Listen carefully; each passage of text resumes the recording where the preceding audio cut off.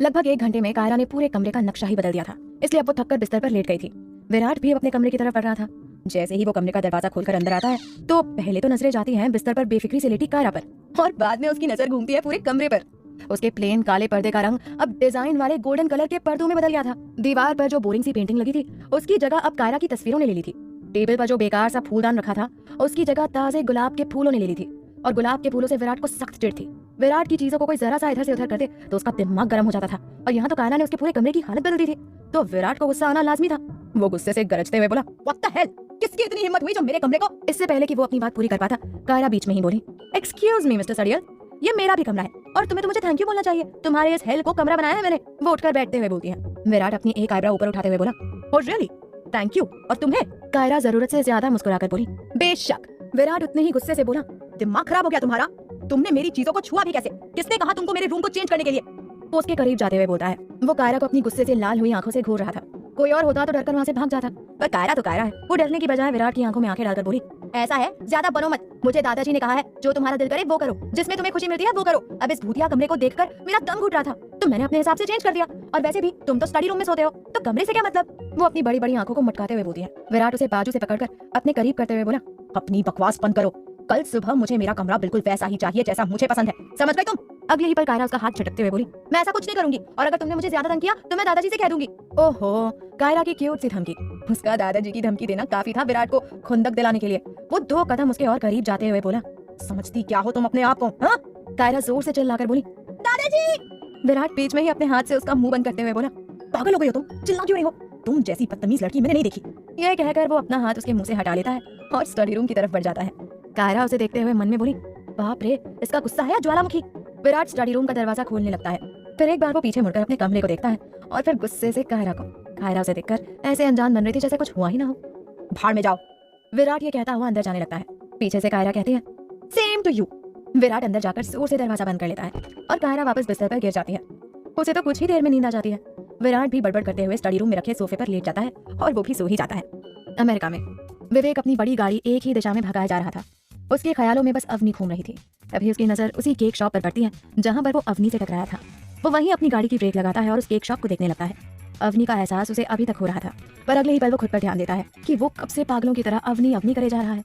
अपनी हरकत पर उसे बहुत गुस्सा आता है। वो जोर से अपना हाथ गाड़ी में मारते हुए बोलता है, क्या हो गया है मुझे? एक मामूली लड़की के बारे में इतना क्यों सोच रहा हूँ मैं? विवेक सूर्यवंशी हूँ मैं लड़कियों के बारे में नहीं सोचता, बल्कि लड़कियां मेरे बारे में सोचती है। तुम जो भी मिस अजनबी, हद से ज्यादा मेरे दिमाग में घूम रही हो, पर सिर्फ तब तक जब तक मैं तुम्हारे जिस्म के साथ खेल नहीं लेता। इसके बाद वो गाड़ी स्टार्ट करता है और वहाँ से चला जाता है। बियर शॉप पर जाकर वो 2 बोतल बियर की लेता है और 1 बोतल तो वहीं पर खाली कर देता है। चाहे वो खुद से कितना झूठ बोल रहा हो कि वो अब से अवनी के बारे में नहीं सोचेगा, पर सच तो ये था कि वो हर पल हर लम्हा उसी के बारे में सोच रहा था। तभी उसके दोस्तों का फोन आता है और वो उसे अपने घर पर बुला लेते हैं। विवेक भी अवनी से अपना ध्यान हटाने के लिए अपने दोस्तों के पास चला जाता है। इंडिया में रात गहरा गई थी। रात के 3 बज रहे थे। तभी कायरा की प्यास की वजह से नींद खुलती है। वो उठती है। जैसे ही वो पानी का ग्लास अपने होठों से लगाती है तभी उसे बाहर से कुछ अजीब सी आवाज सुनाई देती है। एक पल के लिए तो कायरा डर जाती है। वो तुरंत लाइट चालू करती है, पर उसका दिल जोरों से धड़क रहा था। फिर से वही आवाज आती है जिससे वो और ज्यादा डर जाती है। कायरा खुद को पूरा कंबल से कवर करते हुए कहती है, हे भगवान, ये अजीब सी आवाज कैसी थी? लगभग वो सिमटते हुए बिस्तर के कोने से चिपक गई थी। क्या करूं? उठकर देखूं क्या? नहीं, रहने देती हूँ। एक काम करती हूँ, वापस सो जाती हूँ। तभी वही अजीब सी आवाज और भी तेज हो जाती है, जैसे कोई कायरा की तरफ बढ़ रहा हो। कायरा डर के मारे खुद में सिमटते हुए कहती है, कहीं कोई भूत तो नहीं है ना? क्या पता इस भूतिया कमरे के आसपास सच में कोई भूत हो। पता नहीं वो क्या क्या सोच रही थी। ठीक उसी वक्त विराट की आंखें भी खुलती है। उसे भी पानी पीना था, पर वो पानी का जग रखना तो भूल ही गया था। खैर, कायरा किसी तरह खुद को मजबूत करती है और धीरे धीरे उठकर खिड़की की तरफ बढ़ती है। जैसे जैसे वो खिड़की की तरफ बढ़ रही थी वैसे वैसे उसकी धड़कन भी बढ़ रही थी। माथे पर पसीने की बूंदें उभर आई थी। दोनों हाथों की मुट्ठी कस रखी थी। वो खिड़की के करीब पहुंच जाती है। उसके हाथ कांप रहे थे। ठीक उसी वक्त स्टडी रूम का दरवाजा खोलकर विराट कमरे में आता है और कमरे की लाइट ऑन देखकर वो हैरानी से कहता है, ये लाइट चालू रखकर सोती है क्या? तभी उसकी नजर खिड़की के पास खड़ी कायरा पर पड़ती है। कायरा अपने कांपते हाथों से जैसे ही खिड़की का दरवाजा खोलती है तभी बाहर से और भी जोर से आवाज आती है और एक परछाई उसे नजर आती है। उसी वक्त विराट पीछे से कहता है, ये लड़की सुनो। कायरा की तो पहले ही हालत खराब थी और एकदम से आई विराट की आवाज से वो डर जाती है और एकदम से चिल्ला पड़ती है। चिल्लाते हुए वो पीछे दौड़ती है और विराट को पीछे खड़ा देखकर सीधा उससे जाकर लिपट जाती है और उसे कसकर पकड़ लेती है। विराट उसकी हरकत पर दंग रह जाता है, पर अगले ही पल वो देखता है कि कायरा का पूरा बदन कांप रहा है। कायरा अपनी कांपती आवाज में कहती है, भूत भूत, खिड़की के बाहर इस भूतिया कमरे का भूत, मुझे बचाओ, वो वहाँ पर भूत है, इस कमरे का भूत है। घबराहट में वो जो दिल में आ रहा था सब बोले जा रही थी और अभी तक वो किसी छोटे बच्चे की तरह विराट से लिपटी हुई थी। विराट उसे बाजू से पकड़कर खुद से दूर करने की कोशिश करता है, पर कायरा वापस उसे कसकर पकड़ते हुए बोलती है, पहले उस भूत को भगाओ। विराट समझ जाता है कि कायरा इस वक्त बहुत डरी हुई है। शांत हो जाओ, कोई भूत नहीं होता, छोड़ो मुझे। नहीं, मैं नहीं छोड़ूंगी, पहले उस भूत को भगाओ। ये कहते हुए वो विराट को अभी कसकर पकड़ लेती है। वो अभी तक कांप रही थी, यहाँ तक कि उसकी सांसें तेज चढ़ रही थी। विराट अपने मन में सोचता है, अजीब मुसीबत है यार। फिर वो एक गहरी सांस लेकर कहता है, अच्छा तुम पहले शांत हो जाओ और मुझे बताओ कि भूत कहाँ है। ये पहली बार था जब विराट ने कायरा से आराम से बात की थी। कायरा एक बार अपना चेहरा उठाकर उसकी तरफ देखती है, फिर ना में अपनी गर्दन हिलाती है, जैसे कह रही हो कि मैं नहीं बताऊंगी, मुझे डर लगता है। ये कहकर वो फिर से विराट को कसकर पकड़ लेती है। विराट बेहद आराम से उसे खुद से दूर करता है और कहता है, अच्छा मुझे देखने तो दो, तुम मेरे पीछे रहना, ठीक है। कायरा कहती है, वो खिड़की के पास कोई है। बड़ी मुश्किल से वो बोलती है। विराट उसे अपने पीछे करते हुए आगे बढ़ता है। कायरा पीछे से उसकी टी शर्ट पकड़ लेती है। विराट खिड़की के पास जाता है। बाहर से अभी भी कुछ आवाजें आ रही थी। कायरा धीरे से कहती है, देखा, अभी भी आवाजें आ रही है। वो धीरे से बड़बड़ाती है। विराट उसकी तरफ देखते हुए बोला, शांत रहो तुम। इसके बाद विराट पूरी खिड़की खोलता है और देखता है कि बाहर तेज हवा चल रही है और एक काली बिल्ली पौधों में फंसी हुई है, जो बार बार निकलने की कोशिश कर रही थी और इसी वजह से वो अजीब सी आवाजें आ रही थी। ये देखकर विराट कायरा की तरफ देखता है, जैसे कह रहा हो कि ये है तुम्हारा भूत। कायरा की नजरें जब बिल्ली पर पड़ती है तो वह हैरान रह जाती है, और जब उसकी नजरें विराट पर पड़ती है तो वो बुरी तरह झेप जाती है, और तब उसे एहसास होता है कि वो कितनी देर से विराट से चिपकी हुई है। विराट उस बिल्ली को भगाकर वापस खिड़की बंद कर देता है और फिर अपनी गहरी नजरों से कायरा की तरफ देखते हुए बोला, भाग गया तुम्हारा भूत, अब सो जाओ। ये कहता हुआ वो कायरा के पास से गुजर जाता है। कायरा एकदम से उसका हाथ पकड़ लेती है। ये विराट के लिए बहुत हैरानी की बात थी। वो झट से पीछे मुड़कर देखता है। अब क्या है? विराट की वही सख्ती वाली आवाज। कायरा बोली, भले ही वो बिल्ली थी, पर मुझे अभी भी डर लग रहा है, प्लीज तुम यहीं रुक जाओ मेरे पास। अच्छा ठीक है, मैं यहीं हूँ, तुम सो जाओ। विराट सोफे पर लेटते हुए मन में बोला, बुरा फंसा हूं मैं। कायरा भी बिस्तर पर बैठ जाती है। विराट लाइट बंद करने लगता है, पर कायरा एकदम से चिल्लाकर बोली, नहीं लाइट बंद मत करो, मुझे डर लग रहा है। विराट खींचते हुए बोला, ओहो हद करती हो तुम, छोटी बच्ची हो क्या? लाइट ऑन होने पर मुझे नींद नहीं आती। कायरा बोली, वो सब मुझे नहीं पता, पर लाइट ऑफ नहीं होगा और ना ही तुम यहाँ से जाओगे। विराट तकिया उठाकर अपने चेहरे को कवर कर लेता है। अभी 10 मिनट ही हुए होंगे, कायरा की आवाज फिर उसके कानों में पड़ती है, सुनो मिस्टर सड़ियल। पर विराट उसे सुनकर भी अनसुना कर देता है। कायरा उठकर उसके पास जाती है और उसके चेहरे से तकिया हटाते हुए बोलती है, देखो मुझे पता है कि तुम जाग रहे हो। विराट एकदम से बोला, ना खुद सो रही हो ना मुझे सोने दे रही हो। कायरा बोली, मुझे भूख लगी है। बेहद मासूमियत से वो बोलती है। एक पल के लिए विराट खो जाता है उसकी मासूमियत में। कायरा बोली, मुझे सच में बहुत भूख लगी है। कायरा फिर से बोलती है। विराट बोला, तो तुम क्या चाहती हो कि आधी रात को मैं तुम्हारे लिए पकवान बनाऊं? किचन में जाओ और जो खाना है खा लो, पर मुझे तंग मत करो।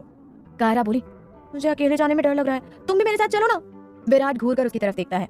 कायरा को उसके घूरने से पहले कभी फर्क पड़ा था जो अब पड़ता। वो अपना बोलना जारी रखते हुए बोली, अगर मुझे खाना नहीं मिला तो मुझे नींद नहीं आएगी, चलो ना मेरे साथ। विराट पूरी कोशिश कर रहा था अपने गुस्से पर काबू पाने की। वो सोफे पर से उठते हुए बोला, ठीक है तुम यहाँ रुको, मैं कुछ लेकर आता हूँ। ये कहता हुआ वो आगे बढ़ जाता है। कायरा झट से उसका हाथ पकड़ते हुए बोली, मैं यहाँ अकेली नहीं रहूंगी। ये देखकर विराट अपना माथा पीट लेता है। एक बार फिर वो उसे घूरता है। कायरा कहती है, अगर तुमने मुझे खाने को नहीं दिया तो मैं दादाजी से कह दूंगी। विराट खींचते हुए मन में कहता है, ओह गॉड, एक ये और एक इसके दादाजी। आखिर आगे क्या होगा जानने के लिए सुनिए नई कहानी एक्सीडेंटल मैरिज। कायरा बड़ी मासूमियत से बोली, मुझे बहुत भूख लगी है। विराट बोला, अच्छा तुम रुको, यहीं रुको, मैं तुम्हारे लिए कुछ ले आता हूँ। कायरा झट से उसका हाथ पकड़ते हुए बोली, नहीं नहीं, मैं यहाँ अकेली नहीं रहूंगी, मुझे डर लग रहा है, मैं भी तुम्हारे साथ चलूंगी। विराट घूर कर उसकी तरफ देखता है। ये देखकर कायरा उसे अपना क्यूट सा गुस्सा दिखाते हुए बोली, अगर तुमने मुझे खाना नहीं दिया तो मैं दादाजी से कह दूंगी। उसकी बात सुनकर विराट खींचते हुए मन में बोला, ओह गॉड, एक ये और एक इसके दादाजी, मैं तंग आ गया हूँ। कायरा अभी भी विराट को हल्का हल्का घूर रही थी। ये देखकर विराट आगे बढ़ते हुए बोला, ठीक है चलो, अजीब मुसीबत है। ये कहते हुए वो आगे बढ़ता है। कायरा उसकी टी शर्ट पकड़ लेती है और उसके साथ कदम से कदम मिलाकर चलने लगती है। बाहर हॉल में बिल्कुल अंधेरा था, बस बाहर गार्डन में लाइट जल रही थी, जिसकी हल्की हल्की रोशनी कांच की खिड़की से होती हुई दोनों के चेहरे पर पड़ रही थी। कायरा एकदम से बोली, इतना अंधेरा कौन करता है? वो थोड़ा जोर से बोलती है। विराट एकदम से उसके होठों पर उंगली रखते हुए बोला, सबको जगाओगी क्या? खुद को तो चैन नहीं है, कम से कम दूसरों को तो सोने दो। विराट धीरे से पर गुस्से से दांत खींचकर बोलता है। उसने अभी भी अपनी उंगली कायरा के होठों पर रखी हुई थी। कायरा की धड़कनें बढ़ गई थी। उसे कुछ समझ नहीं आ रहा था। वो तुरंत अपनी पलकें झुका लेती है। विराट भी एकदम से चुप हो जाता है, क्योंकि उसकी नजरें जो ठहर गई थी कायरा के मासूम चेहरे पर। कायरा का वो पूरा बेदाग चेहरा, जो कि बाहर से आती रोशनी में और भी गोरा लग रहा था, और उसमें पहनी उसकी नोजपिन, जो किसी को भी अपना दीवाना बनाने के लिए काफी थी। तभी एकदम से विराट को एहसास होता है कि वो क्या कर रहा है। वो तुरंत अपनी नजरें फेर लेता है और अपनी उंगली भी उसके होठों से हटा लेता है। चलो, ये कहता हुआ वो उसे लेकर आगे बढ़ता है। दोनों किचन में पहुंच जाते हैं। विराट कायरा का हाथ छोड़ते हुए बोला, देख लो तुम्हें जो लेना है। कायरा पूरे किचन में नजर दौड़ाती है, पर उसे अपनी पसंद का कुछ भी नहीं मिलता। वो फ्रिज खोलती है, पर वहां भी उसे कुछ पसंद नहीं आता। वो विराट की तरफ देखते हुए बोली, चॉकलेट और पेस्ट्री नहीं है क्या? विराट का सब्र पहले ही जवाब दे रहा था। वो कायरा की तरफ देखता है और मन में बोलता है, अजीब लड़की है यार, इसे आधी रात को पेस्ट्री की पड़ी है। कायरा फिर से बोली, बोलो ना। विराट खींचते हुए बोला, 5 स्टार होटल में नहीं बैठी हो तुम जो नखरे कर रही हो, जो किचन में है वो चुपचाप खा लो। कायरा बोली, ज्यादा बनो मत और मुझे डांटो तो बिल्कुल भी मत, वरना मैं दादाजी से कह दूंगी। पता है पेस्ट्री खाने का कितना मन कर रहा है मेरा। मेरे घर पर तो हर वक्त फ्रिज में केक और पेस्ट्री रखी रहती है। कितने दिनों से मैंने एक भी पेस्ट्री नहीं खाई। वो किसी छोटे बच्चे की तरह शिकायत कर रही थी और बेहद खूबसूरत लग रही थी। कोई और होता तो इस वक्त सारे जहां की खुशियां लाकर उसके कदमों में रख देता, पर विराट तो ठहरा पत्थर। उस पर तो कायरा की मासूमियत का कोई असर नहीं हो रहा था। वो थोड़े गुस्से से बोला, तो अब तुम क्या चाहती हो? इतनी रात को मैं तुम्हारे लिए केक पेस्ट्री लेने जाऊं? कायरा धीरे से बोली, कोई जरूरत नहीं है इतनी मेहरबानी की, मैं मैनेज कर लूंगी। इसके बाद वो अपने लिए चाय बनाने लगती है। वो चाय बनाते हुए, तुम पियोगे? विराट की तरफ देखते हुए बोलती है। विराट बोलता है, मैं चाय नहीं पीता और तुम प्लीज जल्दी करो, मुझे नींद आ रही है। कायरा अपने लिए सैंडविच बनाती है और चाय कप में डालते हुए बोली, बस हो गया चलो। भले ही विराट गुस्से में था, पर वो कायरा का ध्यान पूरा रख रहा था। लेकिन अभी इस बात का उसे एहसास नहीं था कि वो ना चाहते हुए भी कायरा की सारी बातें मान रहा है। खैर वो दोनों कमरे में जाते हैं। विराट स्टडी रूम की तरफ बढ़ने लगता है। कायरा चाय की ट्रे साइड में रखते हुए एकदम से विराट के सामने जाते हुए बोली, अरे तुम कहाँ जा रहे हो मुझे छोड़कर? नहीं नहीं तुम कहीं नहीं जाओगे, मुझे अभी भी डर लग रहा है। वो वापस उसे खींचकर सोफे तक ले आती है। विराट मन में बोला, दिन तो दिन, इसने तो मेरी रात भी खराब कर दी। मन ही मन बड़बड़ करते हुए वो सोफे पर लेट जाता है और खुद को पूरा कंबल से ढक लेता है। वो बात अलग थी कि अब उसे नींद नहीं आ रही थी और कायरा थी जो आराम से अपनी पेट पूजा कर रही थी। कुछ ही देर में वो अपनी पेट पूजा कर लेती है और अब तो उसे नींद भी आने लगी थी। वो जमाई लेते हुए बोली, चलो पेट पूजा तो हो गई, अब चैन की नींद आएगी। इसके बाद वो भी बिस्तर पर लेट जाती है। उसे तो कुछ ही देर में नींद आ जाती है, पर विराट अभी तक सो नहीं पाया था। वो कंबल में से हल्का सा अपना चेहरा बाहर निकालकर कायरा को देखता है और कायरा को आराम से सोता हुआ देखकर सोचता है, मेरी नींद बिगाड़कर खुद आराम से सो गई, डिस्गस्टिंग। इसके बाद वो भी दूसरी तरफ करवट ले लेता है और एक बार फिर वो सोने की कोशिश करने लगता है। अमेरिका में विवेक सारा दिन अपने दोस्त के घर पर रहता है ताकि वो अवनी के बारे में सोचना बंद कर दे। पूरा दिन वो लोग ड्रिंक करते हैं, धमाल करते हैं और शाम होते ही वो सब डिस्को चले जाते हैं। विवेक और उसके दोस्त डिस्को के अंदर जाते हैं। विवेक को आज कुछ भी अच्छा नहीं लग रहा था, पर वो इस बात को झुठला रहा था। उसके दोस्त तो डांस फ्लोर पर चले जाते हैं और विवेक एक बियर लेकर एक तरफ बैठ जाता है। उसके बाकी दोस्त मस्ती कर रहे थे और विवेक को बुला भी रहे थे, पर विवेक था जो अपनी अलग ही दुनिया में खोया हुआ था। वो एक सांस में बियर की पूरी बोतल गटक जाता है।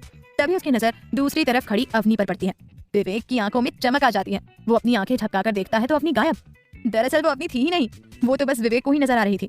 विवेक अपने बालों में हाथ फंसाते हुए बोला, क्या हो रहा है मेरे साथ? एक लड़की मेरे दिमाग के साथ नहीं खेल सकती। विवेक हूँ मैं, विवेक जिसके बारे में लड़कियां सोचती हैं, मैं लड़कियों के बारे में नहीं सोचता। ये कहता हुआ वो एक गहरी सांस लेता है और चारों तरफ नजरें घुमाकर देखता है। तभी उसकी नजर डांस फ्लोर पर झूम रही नशे में चूर एक लड़की पर पड़ती है। गोल्डन कलर का वन पीस जो कि घुटने से ऊपर था, गोल्डन बाल जो कि उसके कंधे तक थे, होठों पर रेड लिपस्टिक में वो बेहद हॉट लग रही थी। विवेक अपनी डेविल स्माइल से उसकी तरफ देखते हुए मन में बोला, वाह आज रात मजा आएगा। मन में ये सब सोचता हुआ वो उस लड़की की तरफ बढ़ जाता है। अगले ही पल वो उस लड़की के करीब होकर डांस करने लगता है। बड़ी स्टाइल से उसे हेलो बोलता है। बदले में वो लड़की भी उसे हेलो बोलती है। विवेक उसके और करीब होते हुए बोला, यू आर सो ब्यूटीफुल। ये कहता हुआ वो उसकी कमर पर अपना हाथ रखते हुए उसे अपने बिल्कुल करीब कर लेता है। उसके सब दोस्त उसे ही देख रहे थे। वो सब आपस में बोले, पता नहीं इस विवेक के पास ऐसा क्या है जो हर लड़की पर इसका चाम चल जाता है। यहाँ हमें कोई घास नहीं डालती और इस लड़की को देखो कैसे विवेक के साथ चिपकी हुई है। वो सब उधर देखते हैं। विवेक और वो लड़की बेहद करीब थे। विवेक कभी उसके बालों के साथ खेल रहा था तो कभी उसके बदन को छू रहा था। कुछ ही देर में वो उसे अपने साथ ले जाता है। उसके दोस्त कहते हैं, ले गया एक और हुस्न परी को अपने साथ, अब सुबह से पहले नहीं छोड़ेगा। ये कहकर वो सब ठहाका मारकर हंसने लगते हैं। उनमें से एक कहता है, बेटा अभी तो विवेक का चाम लड़कियों पर चढ़ रहा है, पर किसी दिन किसी लड़की का चाम विवेक पर चढ़ गया ना तो ये कहीं का नहीं रहेगा। इंडिया में कुछ ही देर में सुबह होने वाली थी। कायरा तो अपनी पेट पूजा करके आराम से सो गई थी, पर विराट को नींद नहीं आ रही थी। वो उठकर बैठता है और कायरा को देखते हुए बोलता है, हद है, मेरी नींद उड़ाकर खुद कितने आराम से सो रही है। अभी तो गिनती के 4 दिन हुए हैं, इसने मेरी हालत खराब कर दी। अपनी पूरी लाइफ में इसके साथ कैसे रहूंगा? नो वे, इसका कुछ तो इलाज करना पड़ेगा। वो कायरा की तरफ देखते हुए बोल रहा था। तभी वो देखता है कि कायरा ठंड से सिकुड़ रही है और उसका कंबल आधा जमीन पर लटका हुआ है। कितनी लापरवाह है ये लड़की। वो इरिटेट होते हुए बोलता है। पहले तो विराट उसे नजरअंदाज कर देता है कि मुझे क्या, पर फिर दिल नहीं मानता उसका। वो उठता है और कायरा को सही से कंबल उठा देता है और फिर स्टडी रूम में चला जाता है कि शायद वहां पर उसे नींद आ जाए। अमेरिका में विवेक उस लड़की को अपने घर ले आता है। इस वक्त वो दोनों विवेक के कमरे में उसके बिस्तर पर थे। विवेक उसकी कमर पर हाथ रखता है और फिर धीरे धीरे वो हाथ ऊपर की तरफ ले जाता है और एक झटके से उसकी डोरी खींच देता है और उस लड़की के बदन पर से वो वन पीस अलग कर देता है। अब उस लड़की का गोरा बदन उसके सामने था और विवेक को अपनी तरफ खींच रहा था। वो लड़की भी मदहोशी से आहें भर रही थी। उसे देखकर तो विवेक एकदम पागल सा हो गया था। अगले ही पल वो अपनी शर्ट उतारकर एक तरफ फेंक देता है और उस लड़की को बालों से पकड़कर अपने करीब करता है और उसके होठों पर झुकने लगता है। वो लड़की आंखें बंद कर लेती है। विवेक भी अपनी आंखें बंद करके जैसे ही उसके होठों को छूने वाला होता है, तभी एकदम से अवनी का चेहरा उसके जहन में घूम जाता है। वो झट से अपनी आंखें खोलता है। आंखें खोलते के साथ वो लड़की नजर आती है। विवेक अवनी को इग्नोर करते हुए फिर से अपनी आंखें बंद करता है और उस लड़की को किस करने लगता है, पर कर नहीं पाता क्योंकि बंद आंखों से भी उसे अवनी दिखाई दे रही थी। वो फिर से उस लड़की से पीछे हो जाता है। वो लड़की अपनी आंखें खोलती है और थोड़े गुस्से से कहती है, what, why are you stopping, come on kiss me, come on. विवेक अपनी हरकत पर खुद हैरान था कि वो उस लड़की के करीब होने के बाद भी अवनी के बारे में क्यों सोच रहा है। उसको खुद पर बहुत गुस्सा आ रहा था। अगले ही पल वो उस लड़की के कपड़े उठाकर उसके ऊपर फेंकते हुए बोला, सॉरी प्लीज गो। ये कहता हुआ वो अपने लिए ड्रिंक बनाने लगता है। वो लड़की अपने कपड़े पहनती है और अंग्रेजी में विवेक को गालियां बकती हुई चली जाती है। ये पहली बार था जब विवेक ने किसी लड़की को टच न किया हो और कोई लड़की उसे इतना सुना कर गई हो। शराब का ग्लास वो एक सांस में पी जाता है और फिर जोर से अपना हाथ दीवार पर मारते हुए बोला, डैम, पूरा मूड स्पॉइल कर दिया इस अजनबी लड़की ने। इंडिया में पूरी तरह से सुबह हो जाती है। जहां सब लोग उठ गए थे वहीं कायरा आराम से सो रही थी। विराट भी ऑफिस जाने के लिए रेडी हो गया था। रेडी होकर वो स्टडी रूम से बाहर आता है तो ना चाहते हुए भी उसकी नजर चली जाती है कायरा पर। कितनी मासूम लग रही थी वो इस समय। विराट उसका चेहरा देख रहा था। एकदम से उसको कायरा की रात की हरकतें याद आ जाती हैं। यहाँ भूत है, मैं यहाँ नहीं रहूंगी, प्लीज तुम भी यहाँ रह जाओ, मुझे बहुत भूख लग रही है, तुमने मुझे खाना नहीं दिया तो मैं दादाजी से कह दूंगी। विराट के जहन में ये सब घूमने लगता है और कायरा की हरकतें याद आने से कब उसके होठों पर मुस्कान ने अपनी जगह बना ली उसे पता ही नहीं चला।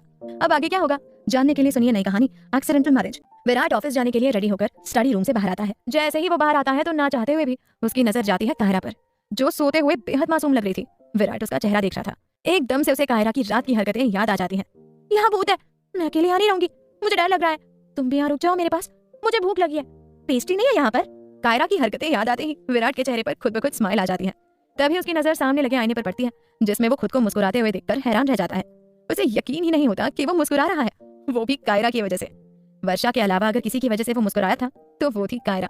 एक बार फिर वो पूरा गुस्से और नफरत से भर जाता है। अगले ही पल वो अपनी स्माइल की जगह चेहरे पर सख्ती लाता है और कायरा को नजरअंदाज करते हुए वहां से चला जाता है।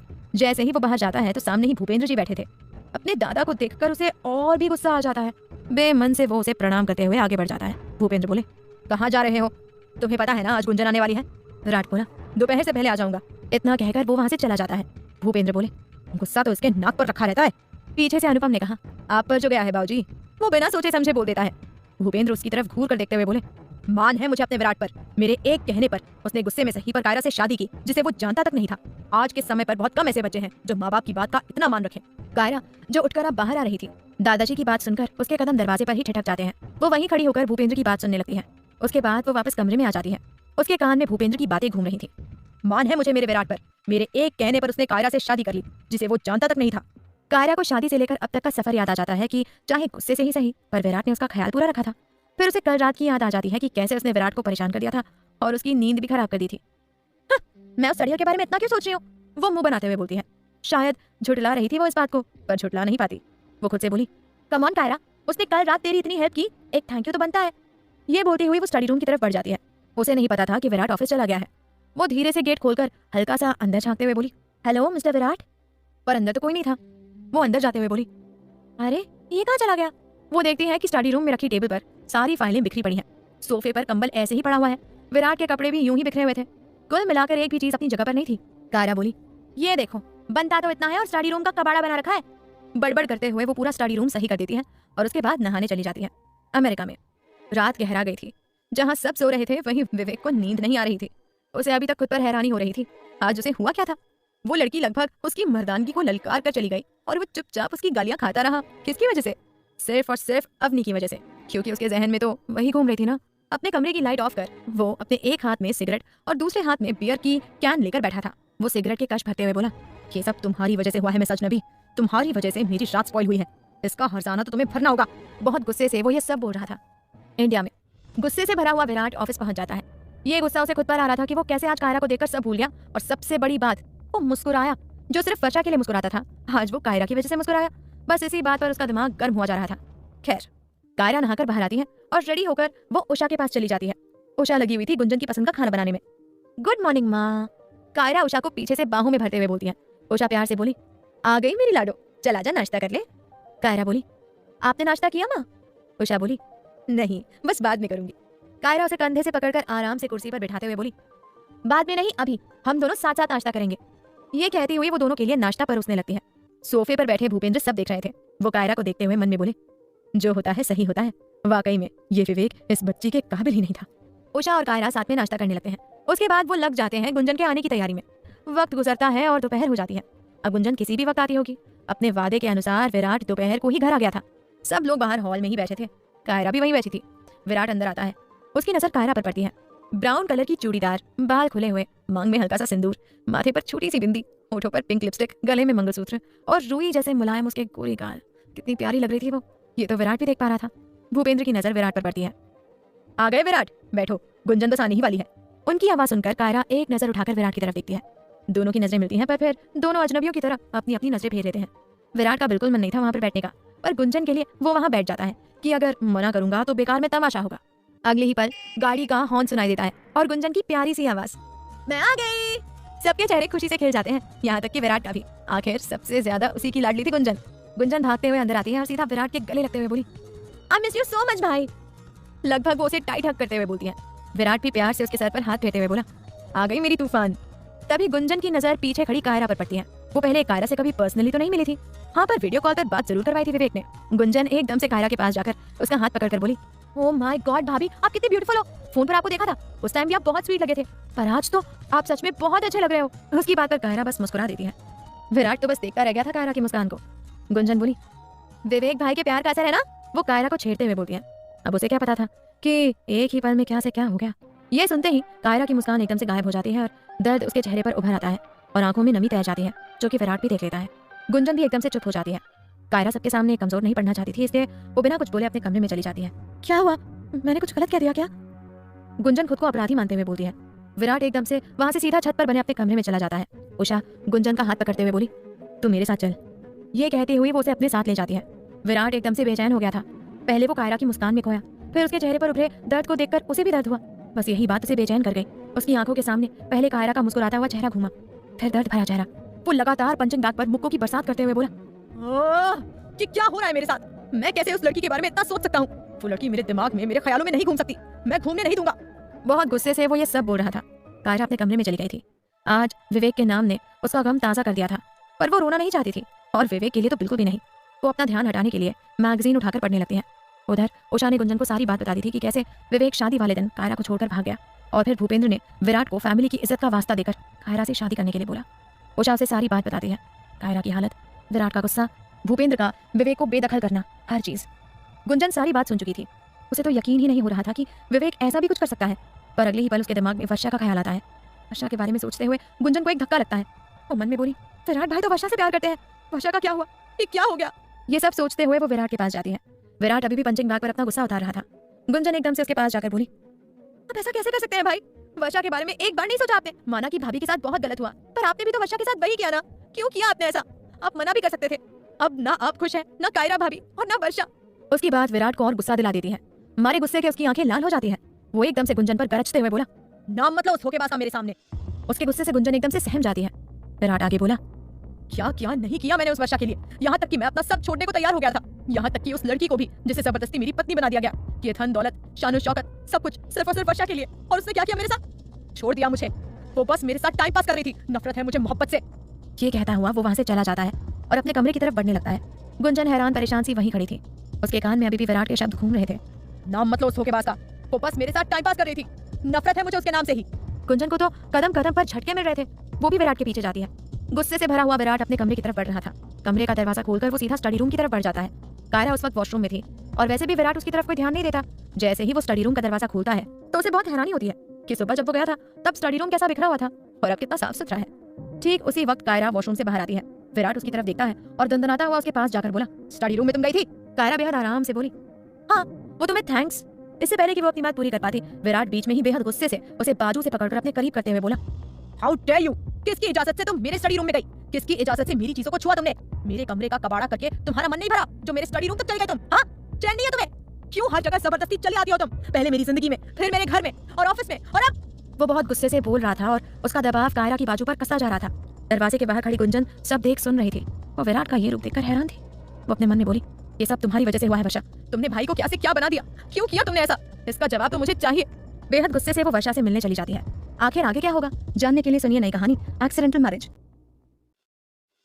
विराट बेहद गुस्से से कायरा को सुना रहा था, क्यों जबरदस्ती हर जगह घुसने की कोशिश कर रही हो तुम? पहले मेरी जिंदगी में, फिर मेरे घर और ऑफिस में, और अब? वो कायरा की बाजू पर अपना दबाव कसते हुए बोल रहा था।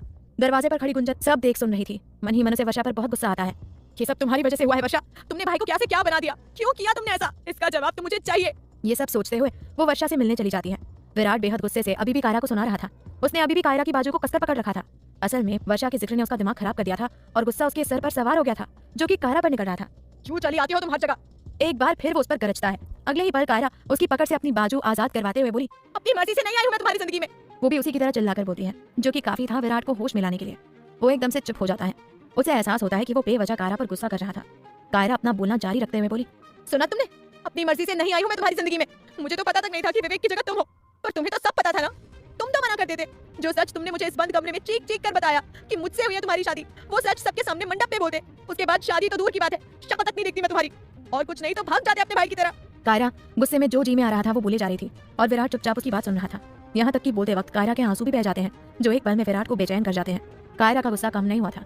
और रही बात तुम्हारी स्टडी रूम की, तो सुनो, मुझे कोई शौक नहीं है तुम्हारे रूम में जाने का या तुम्हारी चीजों को छेड़ने का। वो तो कल रात तुमने मेरी इतनी हेल्प की तो बदले में मैं तुम्हें थैंक यू बोलने गई थी, पर तुम वहाँ थे नहीं। जब स्टडी रूम बिखरा हुआ देखा तो सोचा तुम्हें तो गंदगी जरा भी पसंद नहीं, शायद मेरी वजह से रात को सो नहीं पाए और सुबह ऐसे ही ऑफिस चले गए, इसलिए मैंने रूम सही कर दिया। और अगर तुम्हारी नजर में ये बहुत बड़ा गुनाह है तो रुको 1 मिनट। ये कहते हुए वो फिर से स्टडी रूम के अंदर जाती है और सोफे पर सही से रखे कंबल को वैसा ही कर देती है जैसा वो पहले बिखरा हुआ था। टेबल पर रखी फाइल भी नीचे गिरा देती है, यहाँ तक कि विराट के कपड़े भी। हर वो चीज जिसे उसने सही किया था वो सब वो पहले जैसा कर देती है। ये करते हुए उसके मासूम चेहरे पर मासूम सा गुस्सा था और आंखों में मोटे मोटे आंसू जो बार बार लुढ़क कर गालों पर आ रहे थे और जिन्हें वो बार बार साफ कर रही थी। विराट दरवाजे से टेक लगाकर अपने दोनों हाथ बांधे हुए उसे ही देख रहा था। मात्र 10 मिनट में कायरा ने स्टडी रूम को पहले जैसा कर दिया था, या शायद उससे भी बुरा। कायरा वापस बाहर आते हुए बोली, अब ठीक है, अच्छी तरह देख लो, कहीं कोई कमी तो नहीं रह गई ना। ये कहते हुए वो उसके पास से गुजर जाती है। विराट कुछ नहीं बोलता। कायरा उसके पास से गुजर जाती है पर फिर थोड़ा रुककर विराट की तरफ देखकर बेबसी से बोली, मुझे क्या पता था कि सहरे के पीछे विवेक नहीं तुम हो। अगर मुझे जरा सा भी पता होता तो, पर एक ही पल में मेरी दुनिया बदल जाती। ये नहीं सोचा था मैंने। बहुत तकलीफ होती है आज भी जब कुछ पुराना याद आता है। तुम शायद ही वो तकलीफ कभी समझ पाओगे। कहते हुए एक बार फिर उसकी आंखें छलक जाती हैं। उसी पल विराट को उसकी तकलीफ का, उसके दर्द का एहसास होता है। अपने मन में वो सोचता है कि मैंने क्या किया, अपने गम में इसका दर्द कैसे दिखाई नहीं दिया मुझे। क्यों मैं देख नहीं पाया कि ये भी तो उसी दर्द से गुजर रही है, इसके साथ भी तो धोखा हुआ है और मैं हर चीज के लिए इसे ही दोषी मान रहा हूँ, जबकि दोषी कोई है तो वो विवेक है। अपनी गलती का एहसास होते ही विराट का दिल बेचैन होता है। उसे समझ नहीं आता कि वो क्या बोले। कायरा बोली, तुम नहीं समझोगे, तुमने किसी से प्यार नहीं किया ना। ये कहते हुए वो आगे बढ़ जाती है। उसकी आवाज में बेहद दर्द था जो विराट को महसूस हो रहा था। विराट एकदम से उसकी कलाई पकड़ लेता है। दूसरी तरफ गुंजन बहुत तेजी से गाड़ी चलाकर वर्षा की घर की तरफ जा रही थी। कितने सवाल थे जो उसके जहन में घूम रहे थे और गुस्सा तो वर्षा पर इतना आ रहा था कि बस। वर्षा का घर। वर्षा बाहर हॉल में ही बैठी थी। उसकी बहन ऑफिस गई थी और गरिमा भी घर पर नहीं थी। आज वर्षा की तबीयत सुबह से ही खराब थी। बार बार उसको चक्कर आ रहे थे और सर में तेज दर्द था। चेहरा बिल्कुल पीला पड़ा हुआ था। उसके बावजूद वो अपने काम निपटाने में लगी हुई थी। तभी घर का दरवाजा खुलता है। वर्षा नजरें उठाकर देखती है तो सामने गरिमा खड़ी थी, जो कि वर्षा को झूठे गुस्से से देख रही थी। चैन नहीं है ना तुझे? तबीयत खराब है पर आराम नहीं कर सकती है ना? वो सोफे पर अपना पर्स रखते हुए बोलती है। वर्षा बोली, अरे तू आज जल्दी आ गई, काम नहीं है तेरे पास कोई? और ये तेरे हाथ में क्या है? गरिमा बोली, तेरे लिए जूस लाई हूँ और तू बिना नखरे किए पिएगी इसे। वो लगभग उसे डांटते हुए बोली। उसकी बात पर वर्षा हंस पड़ती है। उसे हंसता हुआ देखकर गरिमा भी मुस्कुरा देती है। दरवाजा खुला हुआ था। ठीक उसी वक्त दंदनाती हुई गुंजन अंदर आती है और वर्षा को हंसते मुस्कुराते हुए देखकर दिमाग खराब हो जाता है उसका। अभी तक वर्षा ने उसे नहीं देखा था और ना ही गरिमा ने। गुस्से से भरी हुई गुंजन ताली बजाते हुए बोली, वेल डन वर्षा, वेल डन। तुम इतनी घटिया निकलोगी ये मैं सोच भी नहीं सकती। क्यों किया तुमने मेरे भाई के साथ ऐसा, क्यों? ये कहती हुई वो वर्षा के पास जाती है और एक चांटा रख देती है उसके गाल पर। वर्षा की आंखों में नमी तै जाती है पर वो कुछ नहीं बोलती, बस किसी अपराधी की तरह अपनी नजरें झुका लेती है। गुंजन आगे बोलते हुए बोली, शर्म नहीं आई तुम्हें? एक बार भी भाई का ख्याल नहीं आया? दिल नहीं कांपा तुम्हारा भाई के साथ ऐसा करते हुए? मुझे तो अभी तक यकीन नहीं हो रहा कि भाई की जिंदगी खराब करके तुम इतने आराम से रह रही हो। अरे आराम से क्या, तुम तो खुश हो, तुम्हें तो कोई फर्क ही नहीं पड़ रहा। भाई की जिंदगी खराब की तुमने, उस भाई की जिसने तुम्हें अपना सब कुछ मान लिया था। भाई की पूरी दुनिया तुमसे शुरू होकर तुम पर खत्म होती थी। उस भाई के साथ इतना बड़ा फरेब किया तुमने, आखिर क्यों? गुंजन चिल्ला पड़ती है। वर्षा अभी भी कुछ नहीं बोलती। उसकी आंखों की नमी लुढ़क कर गालों पर आ जाती है। गुंजन अपने हाथ से उसका चेहरा ऊपर करते हुए बोली, लुक एट मी वर्षा, मेरी तरफ देखो, जवाब दो मेरी बातों का। क्यों किया तुमने? क्या मिला तुम्हें ये सब करके? तुम्हें पता है तुमने भाई को क्या से क्या बना दिया? अरे वो तो पहले ही अपनी फीलिंग किसी के साथ शेयर नहीं करते थे और तुमने तो अब उन्हें बिल्कुल ही खत्म ही कर दिया। पत्थर बना दिया है तुमने उन्हें, एक सख्त पत्थर। नफरत हो गई है उन्हें प्यार मोहब्बत के नाम से ही। जैसे जैसे गुंजन बोल रही थी वैसे वैसे वर्षा के दिल में कुछ चुभ रहा था। गुंजन बोली, नफरत से भर गया है उनका दिल। और जानती हो, तुम्हारे किए की सजा वो लड़की भुगत रही है जो समाज की नजरों में उनकी पत्नी है, पर भाई उसे अपनी पत्नी नहीं मानते। तुम्हारा गुस्सा वो उस मासूम पर निकाल रहे हैं, इस बात का अंदाजा है तुम्हें? वर्षा ये सुनकर हैरान रह जाती है। तुम जैसी लड़की को तो मर जाना चाहिए। एक बार फिर गुंजन का गुस्सा निकलता है वर्षा पर। गरिमा जो कब से गुंजन की बातें सुन रही थी आखिर वो बोल ही पड़ती है, ठीक कहा तुमने, मर जाना चाहिए इसे तो। बहुत बड़ी धोखेबाज है ये, जो हमेशा दूसरों के बारे में सोचती आई है। मर ही जाना चाहिए इसे तो। गरिमा भी गुस्से से बोलती है। उसकी बात सुनकर वर्षा बोली, चुप हो जा गरिमा। दूसरी तरफ, तुम नहीं समझ सकते कुछ भी, क्योंकि तुमने किसी से प्यार नहीं किया ना। ये कहते हुए कायरा उसके पास से गुजर जाती है। विराट एकदम से उसकी कलाई पकड़ लेता है। कायरा को इस बात की बिल्कुल उम्मीद नहीं थी। उसका दिल धक सा रह जाता है। विराट ने अभी भी उसकी कलाई पकड़ी हुई थी। I am sorry. विराट के ये शब्द जैसे ही कायरा के कान में पड़ते हैं तो वो हैरान रह जाती है। एक तो विराट और ऊपर से उसे सॉरी कह रहा है। ये बात तो बिल्कुल कायरा की सोच से परे थी। वो उतनी ही हैरानी से पीछे मुड़कर देखती है, जैसे देख रही हो कि उसने कुछ गलत तो नहीं सुन लिया। विराट उसका चेहरा देखकर उसकी स्थिति समझ जाता है। वो फिर से बोलता है सॉरी। अगले ही पल कायरा अपनी कलाई छुड़वाते हुए बोली, अरे नहीं चाहिए तुम जैसे सड़ियल का सॉरी। अपना सॉरी अपने पास रखो। बड़े आए सॉरी बोलने वाले। तुम्हें तो मैं बताऊंगी। तुम आना मेरे पास पेपर लेकर कि यहाँ साइन कर दो, वहाँ साइन कर दो। इतना कहकर वो पैर पटकती हुई बाहर चली जाती है। उफ, एक तो क्यूट सा गुस्सा और ऊपर से क्यूट सी धमकी, जिस पर सड़ियल भी मुस्कुराए बिना नहीं रह पाता। वर्षा गरिमा को रोकने की कोशिश करते हुए बोली, मैं कहती हूँ चुप हो जा गरिमा। गरिमा बोली, नहीं, आज मैं चुप नहीं रहूंगी। तेरे जितना बड़ा दिल नहीं है मेरा जो बिना गलती के सबकी बातें सुनती रहे। हर कोई तुझे गलत समझे, ये बात तो बर्दाश्त नहीं करूंगी। वर्षा रोते हुए बोली, नहीं प्लीज, तुझे मेरी कसम। गुंजन बीच में ही बोलती है, बंद करो तुम दोनों अपना नाटक। गरिमा उसका हाथ पकड़ते हुए बोली, नाटक क्या होता है ये मैं तुम्हें आज बताऊंगी। ये कहते हुए वो उसे अंदर कमरे में ले जाती है, जहाँ एक और विराट को अपनी गलती का एहसास था। आज उसने दिल से कायरा के दर्द को महसूस किया, तो वहीं आज गुंजन के सामने सारा सच आने वाला है। पता नहीं ये सच कितने लोगों की जिंदगी बदल देगा। आखिर आगे क्या होगा, जानने के लिए सुनिए नई कहानी एक्सीडेंटल मैरिज। गुंजन वर्षा को खूब खरी खोटी सुनाती है, जिसे सुनकर गरिमा गुस्से से भर जाती है। वर्षा गरिमा को चुप करवाते हुए बोली, चुप हो जा गरिमा, तुझे मेरी कसम। गरिमा बोली, नहीं, आज मैं चुप नहीं रहूंगी। गुंजन दोनों को देखते हुए बोली, बंद करो तुम दोनों अपना नाटक। अगले ही पल गरिमा गुंजन का हाथ पकड़ते हुए बोली, नाटक क्या होता है ये मैं आज तुम्हें बताऊंगी। ये कहते हुए वो उसे अंदर कमरे में ले जाती है। वर्षा उसे रोकने के लिए उसके पीछे जाने लगती है, पर जैसे ही वो खड़ी होती है तो उसे एकदम से चक्कर आ जाता है और वो वापस अपना सर पकड़कर सोफे पर बैठ जाती है। गरिमा गुंजन को चीखते हुए वर्षा के कमरे में ले जाती है। गुंजन जैसे ही उस कमरे में कदम रखती है तो एकदम से उसे दवाइयों की अजीब सी स्मेल आती है और वो अपना नाक से कोड़ लेती है। गरिमा उसे देखते हुए बोली, अभी तो कुछ भी नहीं देखा तुमने और अभी से तुम्हारा ये हाल है। गुंजन बोली, क्या कहना चाहती हो तुम? गरिमा वर्षा की मेडिकल रिपोर्ट उसके हाथ में रखते हुए बोली, तुम्हारे सवालों के जवाब। ये कहकर वो बाहर वर्षा के पास चली जाती है। गुंजन वो फाइल खोलकर रीड करने लगती है। घर पर कायरा गुस्से से अपने पैर पटकती हुई बाहर चली जाती है। विराट दो पल तो उसकी बातों में ही उलझ जाता है। आना तुम पेपर्स पर साइन लेने। उफ, कितनी क्यूट सी धमकी देकर गई थी कायरा, जिस पर सड़ियल विराट भी मुस्कुराए बिना नहीं रह पाता। वो वापस स्टडी रूम की तरफ बढ़ता है, पर बिखरा हुआ स्टडी रूम देखकर वो बड़बड़ाते हुए बोला, मैं भी ना। इसके बाद वो एक नौकर को बुलाता है और स्टडी रूम को साफ करने को बोलता है और खुद ऊपर छत पर बने अपने कमरे में चला जाता है। कायरा का मूड अभी भी खराब था। एक तो उसने लंच नहीं किया था और उसे बहुत भूख लगी थी। वो गुस्से से मुंह फुलाकर बाहर गार्डन में चली जाती है और वहां रखे झूले पर बैठते हुए बोली, एक नंबर का सड़ियल अकड़ू, समझता क्या है अपने आप को। वो बहुत गुस्से से ये सब बोल रही थी। विराट के शब्द अभी भी उसके कानों में घूम रहे थे। चैन नहीं आना तुम्हें? क्यों हर जगह चली आती हो तुम? मेरे कमरे का कबाड़ा करके चैन नहीं मिला तुम्हें? जो स्टडी रूम भी। वो एकदम से उठती है और वापस अंदर जाती है। उधर गुंजन को वर्षा के बारे में सब पता चल गया था। वर्षा की रिपोर्ट पढ़ने के बाद उसे एक धक्का लगता है। वो फाइल उसके हाथ से नीचे गिर जाती है। उसका पूरा चेहरा आंसुओं से भीगा हुआ था। उसके दिमाग में अपने कहे शब्द घूम रहे थे, तुम जैसी लड़की को तो मर जाना चाहिए। ठीक उसी वक्त वर्षा पीछे से आकर उसके कंधे पर हाथ रखती है। अगले ही पल पीछे गुंजन पलटती है और एकदम से वर्षा को गले लगाकर फपक पड़ती है। वर्षा बड़प्पन दिखाते हुए उसकी पीठ को सहलाकर उसे चुप करवाने की कोशिश करने लगती है, पर गुंजन का रोना बंद ही नहीं हो रहा था। कितनी शर्मिंदा थी वो अपने कहे शब्दों पर। यहाँ तक कि माफी मांगने के लिए उसके पास अल्फाज नहीं थे। बस उसके आंसू सब बयान कर रहे थे जो कि वर्षा ने समझ लिए थे। वो अभी भी उसे चुप करवा रही थी। दूसरी तरफ विराट छत पर बने अपने कमरे में था। वो लैपटॉप पर अपना काम करने की कोशिश कर रहा था, पर कर नहीं पा रहा था, क्योंकि उसका ध्यान तो बार बार कायरा में, उसकी बातों में, उसके मासूम से चेहरे पर जा रहा था। उसके जहन में कायरा के शब्द घूम रहे थे, मुझे तो पता तक नहीं था कि सहरे के पीछे तुम हो। अगर पता होता तो शादी तो दूर की बात, शक्ल तक नहीं देखती मैं तुम्हारी। तुम मना कर देते इस शादी से, क्या भाग जाते अपने भाई की तरह। बहुत तकलीफ होती है जब पुराना कुछ याद आता है, और तुम वो तकलीफ कभी नहीं समझ पाओगे क्योंकि तुमने किसी से प्यार नहीं किया ना। विराट अपना लैपटॉप बंद कर अपना माथा पकड़कर अपनी आंखें बंद कर लेता है। बंद आंखों में वर्षा का चेहरा घूम जाता है और कानों में कायरा के शब्द। तुमने कभी किसी से प्यार नहीं किया ना? ना चाहते हुए भी चुपके से उसकी आंखों में से एक आंसू लुढ़क कर गाल पर आ जाते हैं। दूसरी तरफ गुंजन अब शांत हो गई थी। वर्षा ने उसे पानी पिलाया और बाहर हॉल में ले आई। गुंजन को तो अभी तक यकीन नहीं हो रहा था कि सच कुछ ऐसा निकलेगा जो उसने दूर दूर तक नहीं सोचा था। आज वो हकीकत बनकर उसके सामने खड़ा था। कहना बहुत कुछ चाहती थी वो, पर कहाँ से शुरू करे उसे समझ नहीं आ रहा था। उसकी हालत देखते हुए आखिर वर्षा ही बोलना शुरू करती है, संभालो खुद को गुंजन, मुझे तुम्हारी बातों का बिल्कुल बुरा नहीं लगा। गुंजन वर्षा की तरफ देखते हुए बोली, ये क्या हो गया, क्यों हुआ ये? एकदम से उसे विराट का ख्याल आता है कि वो वर्षा से कितनी नफरत करने लगा है। गुंजन एकदम से बोली, तुम्हें भाई से ये सब छिपाना नहीं चाहिए था, सच बताना चाहिए था। वो तुम्हें गलत समझ रहे हैं, तुमसे नफरत कर रहे हैं। मैं उन्हें सब कुछ बता दूंगी। ये कहते हुए वो सोफे पर से खड़ी होती है और बाहर की तरफ जाने लगती है। वर्षा एकदम से उसका हाथ पकड़कर उसे रोकते हुए बोली, नहीं गुंजन, ऐसा कभी मत करना प्लीज, तुम्हें मेरी कसम, तुम्हें विराट की कसम। ये सुनते ही गुंजन के कदम वहीं ठिठक जाते हैं। वो हैरानी से वर्षा की तरफ देखते हुए बोली, क्यों नहीं बताना है भाई को? कम से कम भाई तुम्हारे साथ तो होंगे। वर्षा उसे समझाते हुए बोली, उससे क्या होगा, कुछ सही नहीं होगा गुंजन, बल्कि चीजें और भी उलझ जाएंगी। पहले तो विराट इस बात पर टूट जाएगा कि उसने मुझे गलत समझा। दूसरा, वो मेरी बीमारी जानकर टूट जाएगा और मैं उसे टूटा हुआ नहीं देख सकती। वर्षा अपनी आंखों में से बहते आंसू साफ करते हुए बोलती है। गुंजन बोली, फिर भी। वर्षा बीच में ही उसकी बात काटते हुए बोली, बात को समझो गुंजन, आज विराट ने खुद को संभाल लिया है, पर अगर उसे सच पता चला तो वो बिखर जाएगा।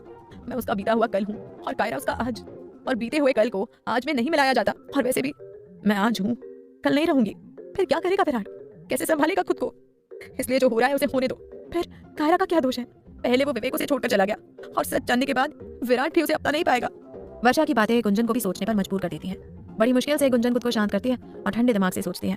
आखिर में वो भी वर्षा की बातें मानते हुए उसे वादा करती है कि विराट को कभी सच नहीं बताएगी। वर्षा बोली, हो सके तो दोबारा मुझसे मिलने मत आना। दोनों एक दूसरे को कसकर गले लगा लेती हैं। उसके बाद गुंजन घर के लिए निकल जाती है। शाम होने वाली थी। विराट अभी भी अपने छत पर बने कमरे में था और अपना काम खत्म कर रहा था। वो देखता है कि उसकी एक जरूरी फाइल तो नीचे स्टडी रूम में है। वो अपना लैपटॉप साइड में रखता है और फाइल लेने के लिए नीचे कमरे में जाता है। जैसे ही वो रूम का दरवाजा खोलता है तो हैरानी से आंखें फैल जाती हैं उसकी। कायरा ने जो उसके कमरे को बदल दिया था, अब उसने उस कमरे को बिल्कुल पहले जैसा करवा दिया था। वही काले पर्दे, दीवार पर लगी अजीब सी पेंटिंग, सब कुछ पहले जैसा। ये देखकर विराट मन में बोला, ये लड़की भी ना बहुत अजीब है, कब क्या करते इसका कुछ पता नहीं चलता। ठीक उसी वक्त कायरा कमरे में आती है और विराट की तरफ कोई ध्यान न देकर अपना काम करने लगती है। वो नौकर फूलदान में से गुलाब के फूल निकालकर उसके फूल रखने लगता है। विराट एकदम से बोला, रहने दो उसे और इस कमरे को वापस पहले जैसा कर दो। नौकर हैरानी से बोला, जी। इससे पहले कि विराट कुछ बोलता, कायरा बीच में ही बोली, कोई जरूरत नहीं है इतनी मेहरबानी की, तुम्हारा कमरा तुम्हें ही मुबारक। वो किसी छोटे बच्चे की तरह मुंह बनाकर बोल रही थी और बेहद खूबसूरत लग रही थी। विराट 2 कदम उसकी तरफ बढ़ाते हुए बोला, मैं सॉरी बोल रहा हूँ ना। तो क्या एहसान कर रहे हो? कायरा भी उसी की टोन में बोलती है। ये सुनकर उस नौकर को हंसी आ जाती है। विराट उसकी तरफ घूर कर देखता है। नौकर तुरंत अपने दांत अंदर कर लेता है और वहां से निकलने में ही अपनी भलाई समझता है। कायरा अभी भी नाराजगी से विराट को देख रही थी। विराट कुछ बोलने के लिए अपने होठ हिलाता है, पर कायरा उसे बोलने दे जब ना, वो तपाक से बोली, मुझे कोई बात नहीं सुनी तुम्हारी और ना तुम्हारा सॉरी चाहिए। बोलते वक्त उसे एकदम से खांसी आ जाती है और वो जोर जोर से खांसने लगती है। विराट एकदम से पास रखा पानी का ग्लास उसके होठों से लगा देता है और दूसरे हाथ से उसकी पीठ सहलाते हुए बोला, आराम से भी गुस्सा कर सकती हो तुम, उसमें इतना हाइपर होने की जरूरत नहीं है। विराट साथ साथ बोल रहा था और साथ साथ उसकी पीठ सहला रहा था। ठीक उसी वक्त गुंजन वहां से गुजरती है और उसकी नजर दोनों पर पड़ती है। वो भी ये देखकर हैरान रह जाती है। वो हैरान थी कि थोड़ी देर पहले उसने विराट को कायरा पर गुस्सा करते हुए देखा था और अब वही विराट उसकी केयर कर रहा है। ये देखकर उसके होठों पर स्माइल आ जाती है। वो अपने मन में बोली, तुम सही हो वर्षा, तुमने अपने लिए भाई के दिल में नफरत पैदा करके उन्हें आगे बढ़ने की एक उम्मीद तो दे दी, वरना भाई एक ही जगह पर रुक जाते। तुम्हारा जितना शुक्रिया करूं कम है वर्षा। एक बार फिर उसकी आंखें नम हो जाती है और वो जल्दी से अपने कमरे में भाग जाती है। जहां इंडिया में अब रात होने वाली थी, वहीं अमेरिका में सूरज अपनी लाली बिखेरने के लिए तैयार था। विवेक पूरी रात सो नहीं पाया। वो बस अवनी के बारे में सोचता रहा। सुबह होने के साथ ही वो उठा, अपना चेहरा धोया, जॉगिंग सूट पहना, शूज पहने। अब वो पूरा रेडी था। आज उसने सोच लिया था कि वो अवनी के साथ दोस्ती करके रहेगा। वो घर से बाहर निकलता है और एक जगह छिपकर अवनी का वेट करने लगता है। कुछ ही देर में उसे अवनी आती हुई नजर आती है। वही उसका फिटिंग का जॉगिंग सूट, जिसमें उसकी बॉडी बहुत अट्रैक्टिव लग रही थी। बालों की पूनी बनाई हुई, पैरों में शूज, कानों में हेडफोन, क्या स्टाइल था उसका। विवेक की तो धड़कनें बढ़ गई थी। अवनी किसी तेज हवा के झोंके की तरह उसके पास से गुजर जाती है। विवेक एक ठंडी आह भरते हुए बोला, शी इज सो हॉट। ये कहता हुआ वो भी उसके पीछे जाता है। अवनी को किसी से कोई मतलब नहीं था, वो तो बस अपनी जॉगिंग कर रही थी। तभी विवेक जानबूझकर उसके बेहद पास से गुजरता है ताकि अवनी का ध्यान उस पर जाए। और यही होता है। जैसे ही विवेक उसके साथ कदम से कदम मिलाकर दौड़ने लगता है, तभी अवनी अपना चेहरा घुमाकर उसकी तरफ देखती है। विवेक अपनी कातिलाना स्माइल के साथ बोला, हेलो। अवनी उसे एक नजर देखती है और फिर उसे नजरअंदाज करते हुए वापस अपना चेहरा घुमा लेती है, जो काफी था विवेक के सीने में आग लगाने के लिए। विवेक बोला, एक्सक्यूज मी मिस। अवनी अपने कान से हेडफोन हटाते हुए बोली, व्हाट? विवेक बोला, शायद तुमने मुझे पहचाना नहीं, हम उस रात वो केक शॉप।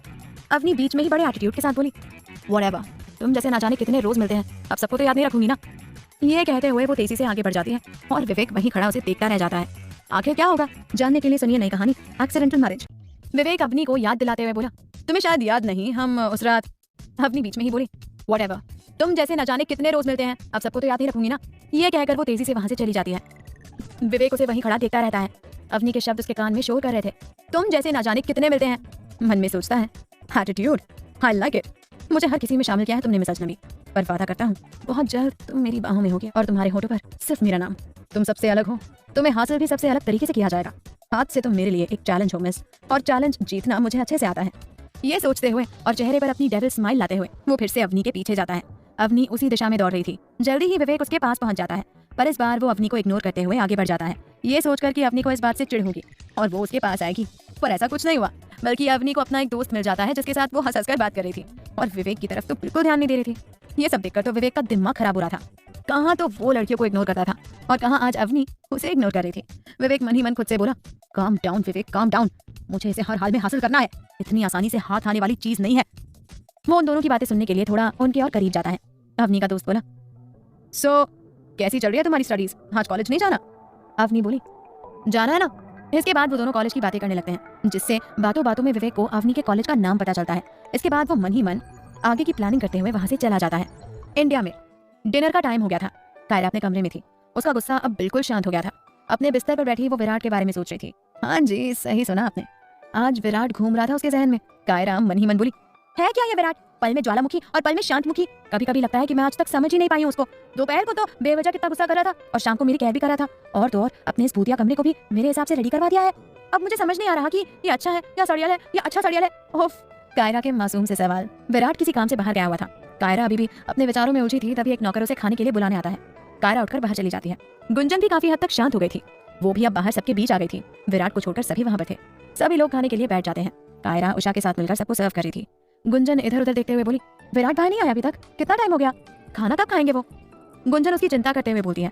उषा बोली, उसने कभी टाइम से खाना खाया है जो वो आज खाएगा। कुछ कहो तो काटने को दौड़ता है, जैसे मैं उसकी माँ नहीं वो मेरी माँ है।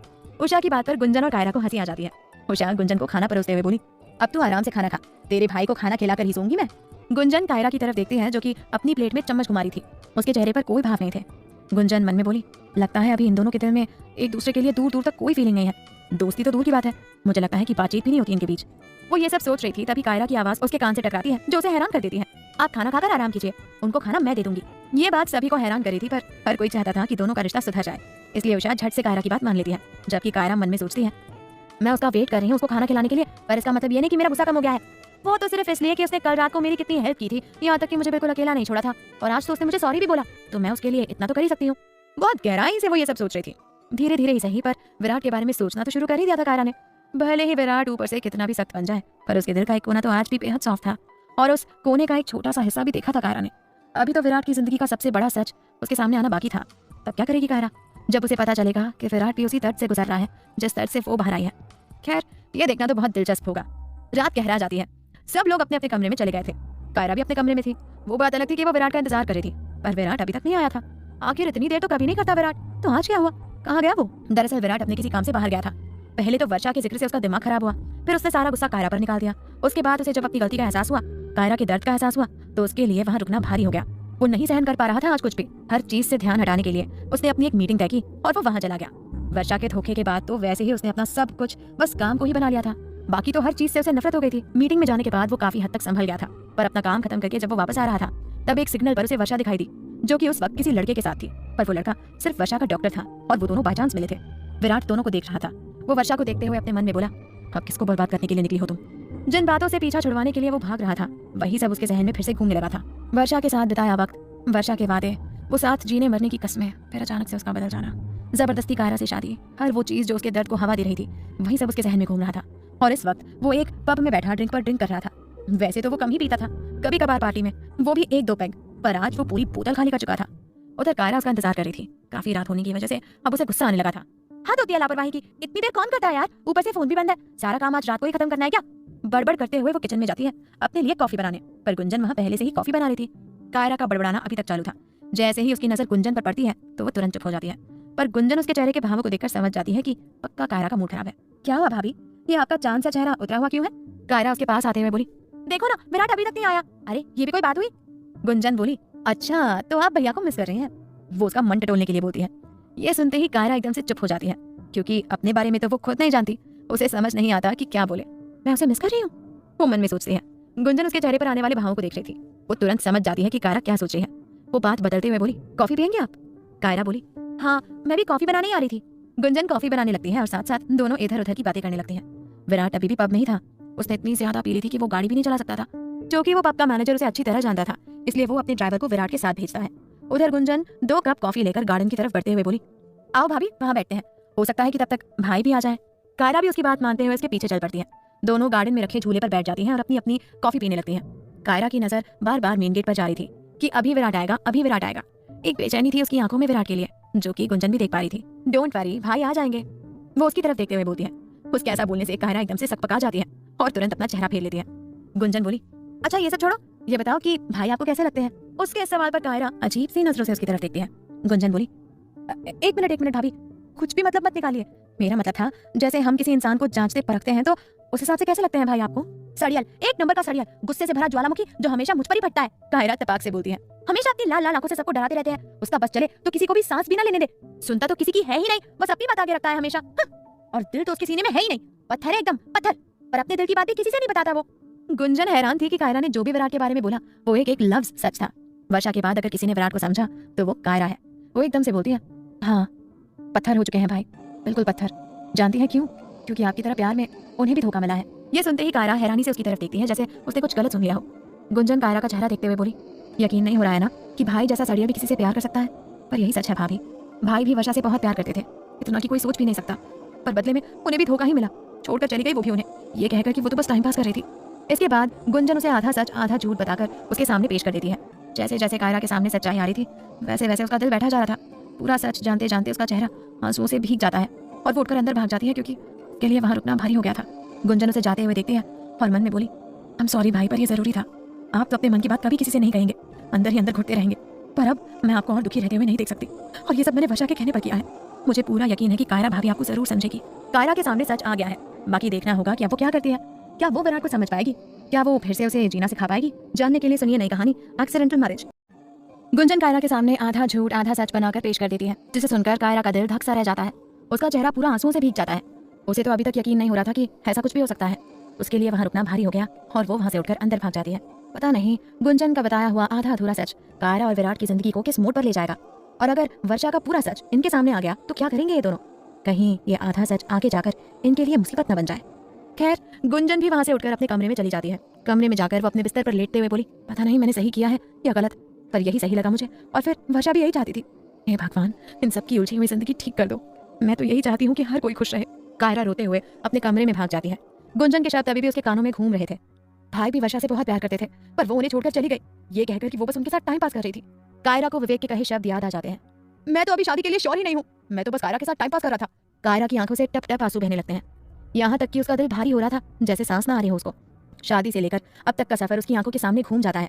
विराट का वो बेमतलब गुस्सा करना, पर गुस्सा होने के बाद भी उसकी केयर करना। तुम हो मेरी परेशानी, जब से तुम मेरी जिंदगी में आई हो बर्बाद हो रहा हूँ मैं हर वक्त। क्यों जबरदस्ती चली आती हो तुम हर जगह? सब कुछ किसी फिल्म की तरह उसकी आंखों के सामने घूमने लगता है। मतलब वो विराट भी किसी से? कितना दर्द, कितनी तकलीफ समेट रखी है उसने अपने अंदर। आखिर उसका भी क्या दोष है? गलत तो उसके साथ भी हुआ है ना।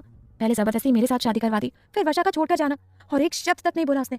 मेरा दर्द, मेरी तकलीफ सबको नजर आई, सबकी सहानुभूति मेरे साथ थी, सबका प्यार मेरे साथ था, पूरा परिवार मेरे साथ था, पर उसके साथ तो कोई भी नहीं था, कोई भी नहीं, उसका परिवार भी नहीं। तो कैसे संभाला उसने खुद को? मैंने अपना दुख रो रो कर बयां किया, चीख चीख कर सबको बताया, पर उसने वो सब अंदर ही दबा गया। आखिर उसकी सुनने वाला था ही कौन? बहुत ज्यादा रोते हुए वो ये सब बोल रही थी, यहाँ तक कि रोने की वजह से हिचकियां तक बढ़ गई थी उसकी। मैं तो फिर भी आगे बढ़ गई, क्योंकि मेरे साथ पूरा परिवार है, पर वो अभी तक वहीं खड़ा है, और वो भी अकेला। अपनी आंखों से बहते आंसुओं को साफ करते हुए कायरा बोलती है, आज विराट के दर्द को दिल से महसूस किया था उसने। हम कह सकते हैं कि विराट के दिल का दर्द उसकी आंखों के जरिए बह रहा था, यहाँ तक कि रो रो कर उसकी आंखें भी लाल हो गई थी। ठीक उसी वक्त उसे विराट की गाड़ी का हॉर्न सुनाई देता है। कायरा जल्दी से अपने आंसू साफ करती है और बाहर भागती है। उसे समझ ही नहीं आता कि विराट का सच जानने के बाद उसे हो क्या गया है। शायद उसके दर्द से जुड़ गई थी वो। शायद अब विराट के लिए उसके विचार बदल जाए, उसकी सोच बदल जाए, और शायद दिल भी बदल जाए। बाकी देखना ये होगा कि विराट इस चीज को कैसे लेता है। खैर, नशे की हालत में विराट घर के अंदर आता है। दादाजी अपने कमरे की खिड़की में से उसे ही देख रहे थे, और उसकी ये हालत देखकर उन्हें बहुत गुस्सा आता है। पर रात बहुत हो गई थी, इसलिए वो सुबह उससे बात करेंगे, इसलिए वापस जाकर लेट जाते हैं। विराट नशे की हालत में अंदर आता है, पर उसके कदम लड़खड़ा जाते हैं और वो दरवाजे को पकड़ लेता है। कोई होश नहीं था उसको, कोई सुध नहीं थी। इतने में कायरा बाहर आती है, और विराट की ये हालत देख कायरा हैरान रह जाती है। वो दरवाजे तक आ जाती है, पर उसके कदम वहीं ठिठक जाते हैं। विराट 2 कदम चलता है, पर फिर लड़खड़ा जाता है। इस बार वो साइड में रखी टेबल को पकड़ लेता है। कायरा उसे संभालने के लिए अपने कदम बढ़ाती है और अपने हाथ भी बढ़ाती है, पर फिर रुक जाती है। आखिर किस हक से वो उसके करीब जाती, किस हक से उसे संभालती? दोनों में तो सिवाय गुस्से के और कोई भी रिश्ता नहीं था। वो अपने कदम वहां रोक लेती है। उसे समझ नहीं आता कि वो उसे संभाले या नहीं। विराट टेबल का सहारा लेकर धीरे धीरे आगे बढ़ रहा था, लेकिन उसके कदम तो लड़खड़ा ही रहे थे। कमरे तक पहुंचते पहुंचते उसके पैर आपस में उलझ जाते हैं और वो गिरने वाला होता है, लेकिन इससे पहले कि वो गिरता, कायरा उसे एकदम से पकड़ लेती है। विराट एक नजर उसकी तरफ देखता है और फिर उसे खुद से दूर करते हुए बोलता है, दूर हटो मुझसे, तुम्हारे सहारे की जरूरत नहीं है मुझे, किसी की भी जरूरत नहीं है मुझे। लगभग उसे दूर करते हुए बोलता है। कायरा कुछ नहीं बोलती। एक तो वो बोलने की हालत में थी ही नहीं, और दूसरा विराट भी कुछ समझने की हालत में नहीं था। कायरा चुपचाप उससे 2 कदम पीछे खींच लेती है। विराट फिर से आगे बढ़ता है, पर इस बार भी वही फिर से उसके कदम लड़खड़ाते हैं और फिर से वो गिरने वाला होता है। इस बार कायरा खुद को रोक नहीं पाती और वो मजबूती से विराट को थाम लेती है। विराट फिर से उसे दूर करने की कोशिश करता है, पर इस बार कायरा उसे पूरे हक के साथ डांटते हुए बोलती है, ज्यादा बनो मत और चुपचाप अंदर चलो। हाँ, कब से देख रहे हो, नखरे करे ही जा रहे हो, करे ही जा रहे हो। लगभग वो उसे अंदर लाते हुए ही बोल रही थी। बोल क्या रही थी? वो उसे डांट रही थी और विराट चुपचाप उसकी डांट खा रहा था। आखिर आगे क्या होगा, जानने के लिए सुनिए नई कहानी एक्सीडेंटल मैरिज। विराट कायरा को खुद से दूर करने की कोशिश करता है, पर कायरा बीच में ही उसे पूरे हक के साथ डांटते हुए बोलती है, चुप रहो तुम। हाँ, कब से देख रही हो, नखरे करे ही जा रहे हो, करे ही जा रहे हो। लगभग वो उसे डांटते हुए बोल रही थी और विराट चुपचाप उसकी डांट खा रहा था। कायरा उसे सहारा देकर अंदर ले जाती है और बिस्तर पर बैठा देती है। विराट की आंखें बहुत ज्यादा लाल हो रही थी, नशे की वजह से नहीं, बहुत ज्यादा रोने की वजह से। आज वर्षा को देखकर वो खुद पर काबू नहीं रख पाया। आखिर है तो वो भी इंसान ही, कब तक खुद पर काबू पाता। कभी ना कभी तो मजबूत से मजबूत इंसान भी टूट ही जाता है, और वही आज विराट के साथ हुआ। कितना रोकने की कोशिश की उसने खुद को, खुद पर काबू पाने की कितनी कोशिश की, पर आज वर्षा को देखकर उसके सब्र का बांध टूट गया और उसका दर्द आंखों के रास्ते बहने लगा, जिसकी वजह से उसकी आंखें बहुत लाल हो गई थी। अभी भी उसके दिल और दिमाग में वर्षा घूम रही थी, उसका चेहरा घूम रहा था और कान में कायरा के शब्द, तुमने कभी किसी से प्यार नहीं किया ना, तो तुम मुझे कभी नहीं समझोगे। बस कायरा की कही यही एक लाइन उसका दिल चीर रही थी। खैर, कायरा उसे बिस्तर पर बिठाती है। विराट की गर्दन झुकी हुई थी। कायरा उसे बिठाकर उससे पीछे होती है और टेबल पर रखा पानी का ग्लास उठाने लगती है। मैंने कभी किसी से प्यार नहीं किया, वो दर्द महसूस नहीं कर सकता, यही कहा था ना तुमने। यह सुनते ही कायरा वहीं की वहीं जम जाती है। उफ, कितना दर्द, कितनी तकलीफ थी उस आवाज में, जो आज कायरा बहुत अच्छे से समझ रही थी। वो झट से पीछे मुड़कर विराट को देखती है, जो कि अभी भी गर्दन झुकाए ही बैठा था। कायरा को कुछ समझ नहीं आता कि वो क्या बोले। वो एक टक विराट को देख रही थी, कुछ कहना चाहती थी, पर शब्द नहीं मिल रहे थे कि कैसे शुरू करें, कहाँ से शुरू करें। तभी विराट अपनी नजरें उठाकर उसकी तरफ देखता है और अपनी गहरी सर्द निगाहें उस पर डालते हुए बोला, यही कहा था ना तुमने। कायरा उसकी आंखों में देखती है, जिससे उसे पता चलता है कि विराट रो रहा था। तभी उसकी आंखें इतनी लाल है कि यह देखकर उसके दिल में एक खूक सी उठती है। शायद पहली बार उसने किसी आदमी को रोते हुए देखा था। शायद वो ये देखकर हैरान थी कि कोई किसी से इतना प्यार भी कर सकता है। एकदम से उसे विवेक का ख्याल आता है कि एक वो है जो प्यार का दावा करता था पर उसे छोड़कर भाग गया, और एक उसी का भाई विराट है जो किसी के प्यार में खुद को बर्बाद कर रहा है।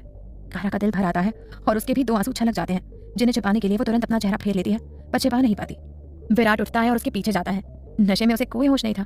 वो कायरा के इतना करीब हो जाता है कि उसकी गर्म सांसें कायरा को अपनी गर्दन पर महसूस होती हैं। वो एकदम से सहर उठती है, धड़कनें जरूरत से ज्यादा शोर करने लगती हैं। वो एकदम से पीछे पलटती है और विराट से टकरा जाती है। उसे समझ ही नहीं आ रहा था कि वो क्या कर रही है। वो जल्दी जल्दी विराट से पीछे होने लगती है, पर घबराहट में वो सोफे में उलझ जाती है। विराट एकदम से उसकी कमर में अपनी बाजू लपेटकर उसे अपने करीब कर लेता है। कायरा की धड़कनें और भी ज्यादा शोर करने लगती हैं। घबराहट उसके चेहरे पर साफ नजर आ रही थी, माथे पर पसीने की बूंदें उभर आई थी, यहाँ तक कि उसके होंठ कांप रहे थे। और विराट था जो अपनी गहरी निगाहें उस पर से हटा नहीं रहा था। कायरा उसकी नजरों का सामना नहीं कर पाती और तुरंत अपनी नजरें झुका लेती है। तुम रो रही थी? विराट सीधा सवाल करता है। कायरा को उस वक्त ऐसा लगता है जैसे उसने रोकर कितनी बड़ी गलती कर दी है। वो तुरंत अपनी आंखें कसकर बंद कर लेती है। विराट थोड़ी सख्ती से पूछता है, कुछ पूछ रहा हूँ मैं, जवाब दो, क्यों रो रही थी तुम? कायरा अपनी बड़ी बड़ी आंखें खोलते हुए बोली, नहीं तो मैं कहाँ रो रही थी। लगभग वो अपनी नजरें झुकाते हुए बोलती है, तुम्हारी आंखें तो कुछ और ही कह रही हैं। वो फिर से सवाल करता है, और तुम ये नजरें क्यों चुरा रही हो? कायरा अपने मन में बोली, ओह गॉड, ये आज पुलिस वाला क्यों बना हुआ है। इसके बाद वो एक गहरी सांस लेकर उससे पीछे होते हुए बोली, मेरी आंखों को छोड़ो और ये बताओ कि तुम्हारी आंखों को क्या हुआ है, ये इतनी लाल क्यों है और इतनी देर तक तुम कहाँ थे। ये सुनते ही विराट को एक बार फिर वर्षा का ख्याल आ जाता है और वो अपना चेहरा फेर लेता है। शायद वो भी अपनी आंखों की नमी को छुपाने की कोशिश कर रहा था। कायरा उसकी हालत अच्छे से समझ रही थी। वो समझ रही थी कि विराट के दिल पर क्या बीत रही है। वो कितना कुछ कहना चाहता था, पर उसे ये समझ नहीं आ रहा कि वो कैसे अपना दिल हल्का करे, कैसे अपने दिल का गुब्बार बाहर निकाले। कायरा एकदम से उसके सामने जाते हुए बोली, अब तुम क्यों नजरें चुरा रहे हो, बोलो ना, तुम्हारी आंखें इतनी लाल क्यों है। विराट खुद की भावनाओं पर काबू पाते हुए गुस्से से कायरा की तरफ देखते हुए बोला, इनफ, इतना हक नहीं दिया मैंने तुम्हें कि तुम मुझसे सवाल कर सको, अपनी हद में रहो। वो नशे से लड़खड़ाती अपनी आवाज में बोलता है। इतना कहकर वो अपनी शर्ट के बटन खोलने लगता है। वो बात अलग है कि उसके हाथ कांप रहे थे। कायरा उस वक्त चुप रहना ही सही समझती है। वो देखती है कि बिस्तर पर बैठा विराट अपनी शर्ट के बटन खोलने की कोशिश कर रहा है, पर उससे हो नहीं रहा। कायरा के कदम खुद ब खुद उसकी तरफ बढ़ जाते हैं। लाओ मैं कर दूं। लगभग वो उसकी शर्ट पर अपने हाथ रखते हुए बोलती है। विराट एकदम से उसके हाथ झटकते हुए बोला, मैं खुद कर लूंगा। ये बात अलग थी कि उससे एक बटन तक नहीं खुला। आज कायरा को उस पर गुस्सा नहीं आ रहा था। आज वो उसकी हालत समझ रही थी कि कैसे वो भी कुछ दिन पहले अपने दर्द से जूझ रही थी। आज विराट भी वही कर रहा है। वो भी अंदर ही अंदर जूझ रहा है अपने दर्द से, अपनी तकलीफ से। वो वापस उसके हाथ हटाते हुए बोली, मैं कर दूंगी ना। एक बार फिर कायरा की डांट उसे पड़ती है और वो चुपचाप अपने हाथ नीचे कर लेता है और अपनी गर्दन भी झुका लेता है। कायरा एक एक करके उसकी शर्ट के बटन खोलने लगती है।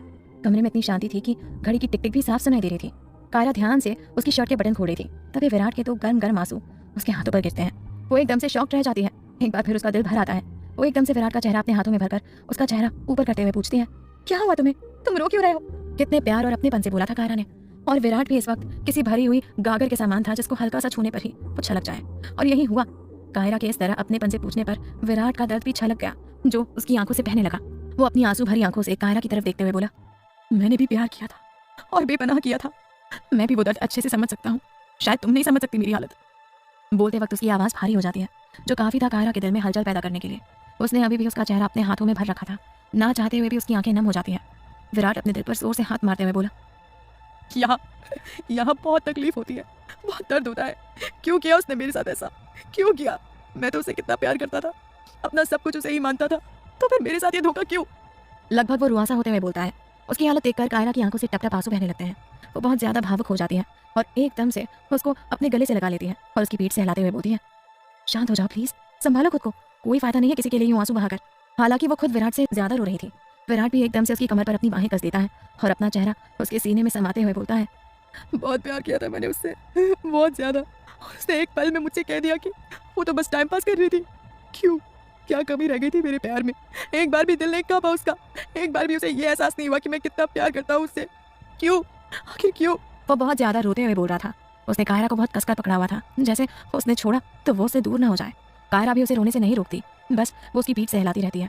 वो भी चाहती थी कि विराट के दिल में दबा दर्द बाहर आ जाए। वो देखती है कि अब विराट बिल्कुल शांत हो गया है, पर उसने अभी भी कायरा को कसकर पकड़ा हुआ था। कायरा धीरे से उसे खुद से दूर करने की कोशिश करती है, पर वो देखती है कि विराट तो वैसे ही उसे पकड़े हुए सो गया है, पर नींद में उसका बड़बड़ाना चालू ही था। कायरा की नज़र सामने लगे आईने पर जाती है और विराट पर भी, जो उससे ऐसे लिपटा हुआ था जैसे कोई छोटा बच्चा अपनी माँ से लिपटा हो। ये देखकर कायरा के होठों पर हल्की सी मुस्कान आ जाती है। उसका हाथ अपने आप ही विराट के बालों में घूमता है, पर अगले ही पल वो अपने हाथ पीछे खींच लेती है। वो मन में सोचती है कि मैं क्या कर रही हूँ, क्या हो गया है मुझे। वो आहिस्ता से विराट को खुद से दूर करती है और पीछे बिस्तर पर लेटा देती है। बिस्तर पर लेटते ही विराट की शर्ट के बटन पूरी तरह खुल जाते हैं और कायरा के होंठ उसकी गर्दन को छू जाते हैं। एक सिहरन सी दौड़ जाती है उसके पूरे बदन में। विराट तो गहरी नींद में जा चुका था, पर हाँ, अभी भी उसने कायरा का हाथ मजबूती से पकड़ा हुआ था। कायरा उससे पीछे होने लगती है, पर नहीं हो पाती। विराट की मजबूत पकड़ उसका हाथ छोड़ ही नहीं रही थी। जितना वो अपना हाथ छुड़वाने की कोशिश कर रही थी, विराट की पकड़ उतनी ही कसती जा रही थी। विराट एकदम से करवट लेता है, जिससे कायरा संभल नहीं पाती और सीधा विराट के नजदीक जाकर गिरती है। ना चाहते हुए भी उसे वहीं विराट के नजदीक ही लेटना पड़ता है। रात काफी हो गई थी, तो कुछ ही देर में उसे नींद आ जाती है। अगले ही पल विराट फिर से करवट लेता है और अपनी एक बाजू उसकी कमर पर लपेट देता है। दोनों गहरी नींद में एक दूसरे के करीब होकर सो रहे थे। अभी तो सो रहे थे, पर सुबह जब विराट उठेगा तो क्या होगा, और खुद को कायरा के इतने करीब देखकर उसका रिएक्शन क्या होगा, आखिर आगे क्या होगा, जानने के लिए सुनिए नई कहानी एक्सीडेंटल मैरिज। नशे में होने की वजह से विराट कायरा को नहीं छोड़ता, जिससे कायरा को वहीं उसके पास ही लेटना पड़ता है। रात काफी हो गई थी, तो कायरा भी कुछ ही देर में सो जाती है। नशे में विराट फिर से करवट लेता है और अपनी एक बाजू कायरा के पेट पर लपेट देता है। दोनों नींद में एक दूसरे के करीब होकर सो रहे थे।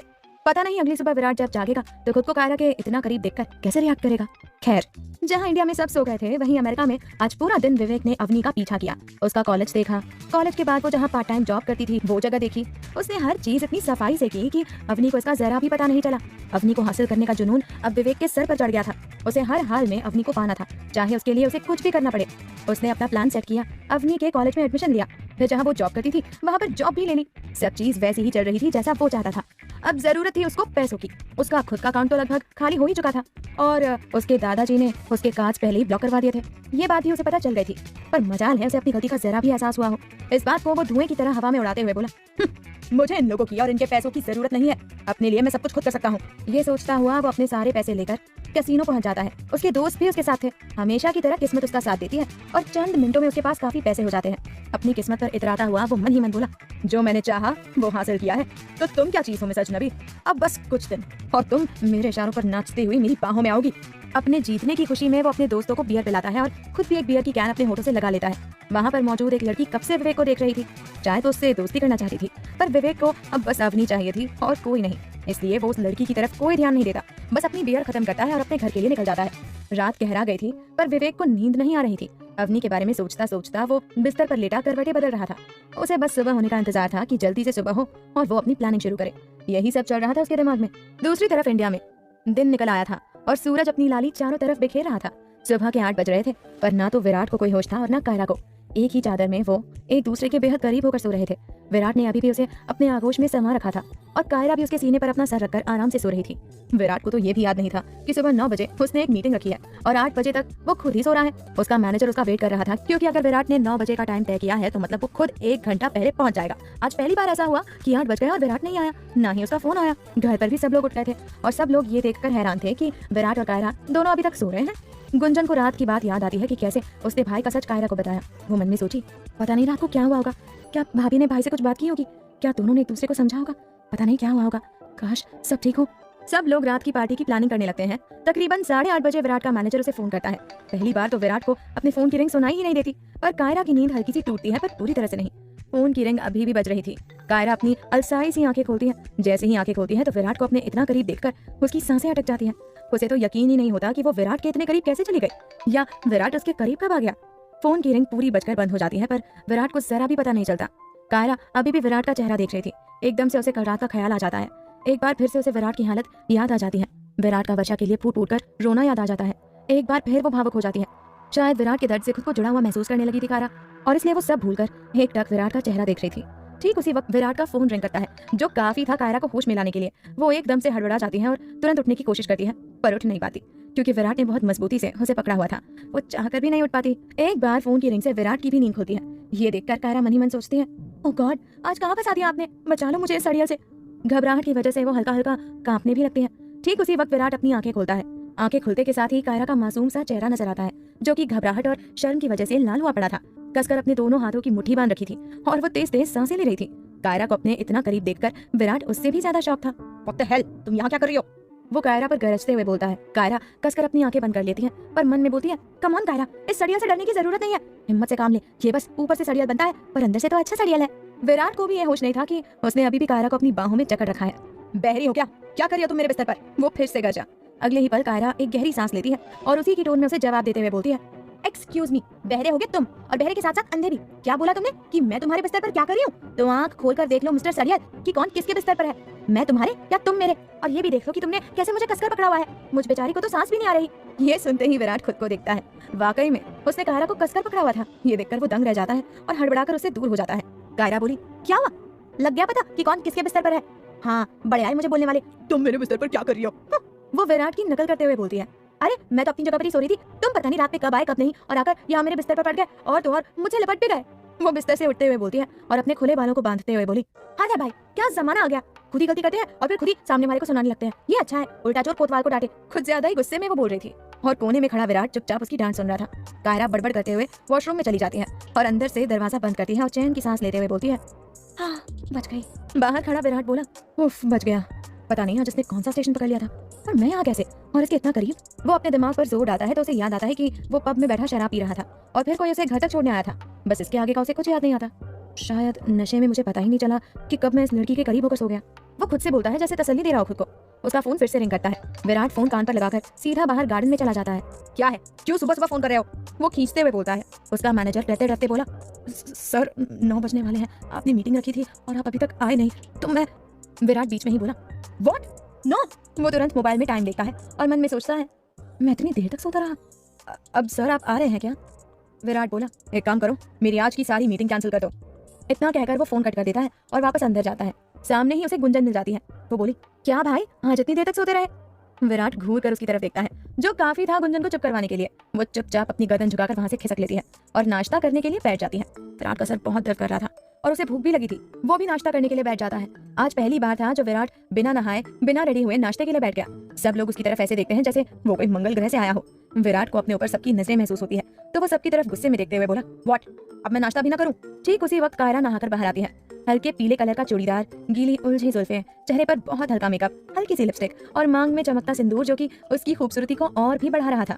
वो भी 2 कदम चली ही थी कि भूपेंद्र जी की रौबदार आवाज सबके कान में पड़ती है। कहाँ थे तुम कल रात विराट? दादाजी की गुस्से वाली आवाज सुनकर एक पल के लिए विराट भी थोड़ा सहम गया था, पर वो अपने चेहरे से पता नहीं चलने देता। उषा ने उसे नाश्ता परोस दिया था। वो अभी पहला निवाला खाने ही वाला था कि तभी दनाते हुए भूपेंद्र उसके सामने पहुंच जाते हैं और फिर से उससे सवाल करते हुए बोलते हैं, कुछ पूछ रहा हूँ मैं, कहाँ थे तुम इतनी देर तक? शर्म नहीं आई तुम्हें शराब पीकर घर आते हुए? बच्चे नहीं हो तुम जो एक एक बात तुम्हें समझानी पड़ेगी। शादी हो गई अब तुम्हारी? विराट जो कब से अपनी प्लेट में चम्मच घुमा रहा था या शायद अपने गुस्से पर काबू पाने की कोशिश कर रहा था, वो एकदम से बहुत जोर से चम्मच को प्लेट में फेंकते हुए अपनी कुर्सी से खड़ा होता है और बहुत गुस्से से बोलता है, शादी शादी शादी, तंग आ गया हूँ मैं इस शब्द से। अब बार बार क्यों भूल जाते हो कि शादी नहीं, ये जबरदस्ती की शादी है जिसे आपने थोपा है मुझ पर। बच्चा नहीं हूँ मैं जो हर काम आपसे पूछ कर करूंगा। पहले ही मेरी जिंदगी खराब कर चुके हैं आप, और मत कीजिए। उसे पता नहीं था कि कायरा पीछे खड़ी उसकी बातें सुन रही है। विराट खाने की प्लेट को सरका देता है और अपने कमरे में जाने लगता है। जैसे ही वो पीछे पलटता है तो उसकी नजर कायरा पर पड़ती है। उसे देखकर उसे और भी गुस्सा आ जाता है।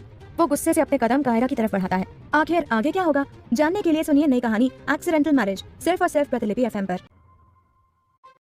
विराट बहुत गुस्से से अपने खाने की प्लेट सरकाते हुए बोला, शादी शादी शादी, तंग आ गया हूँ मैं शब्द से। आप ये क्यों भूल जाते हैं कि शादी नहीं, जबरदस्ती की शादी है ये, जिसे आपने थोपा है मुझ पर। ये कहता हुआ वो पीछे पलटता है तो अपने पीछे खड़ी उसे कायरा नजर आती है। कायरा को देखकर उसे और भी गुस्सा आ जाता है और वो गुस्से से अपने कदम भरता हुआ कायरा की तरफ बढ़ता है।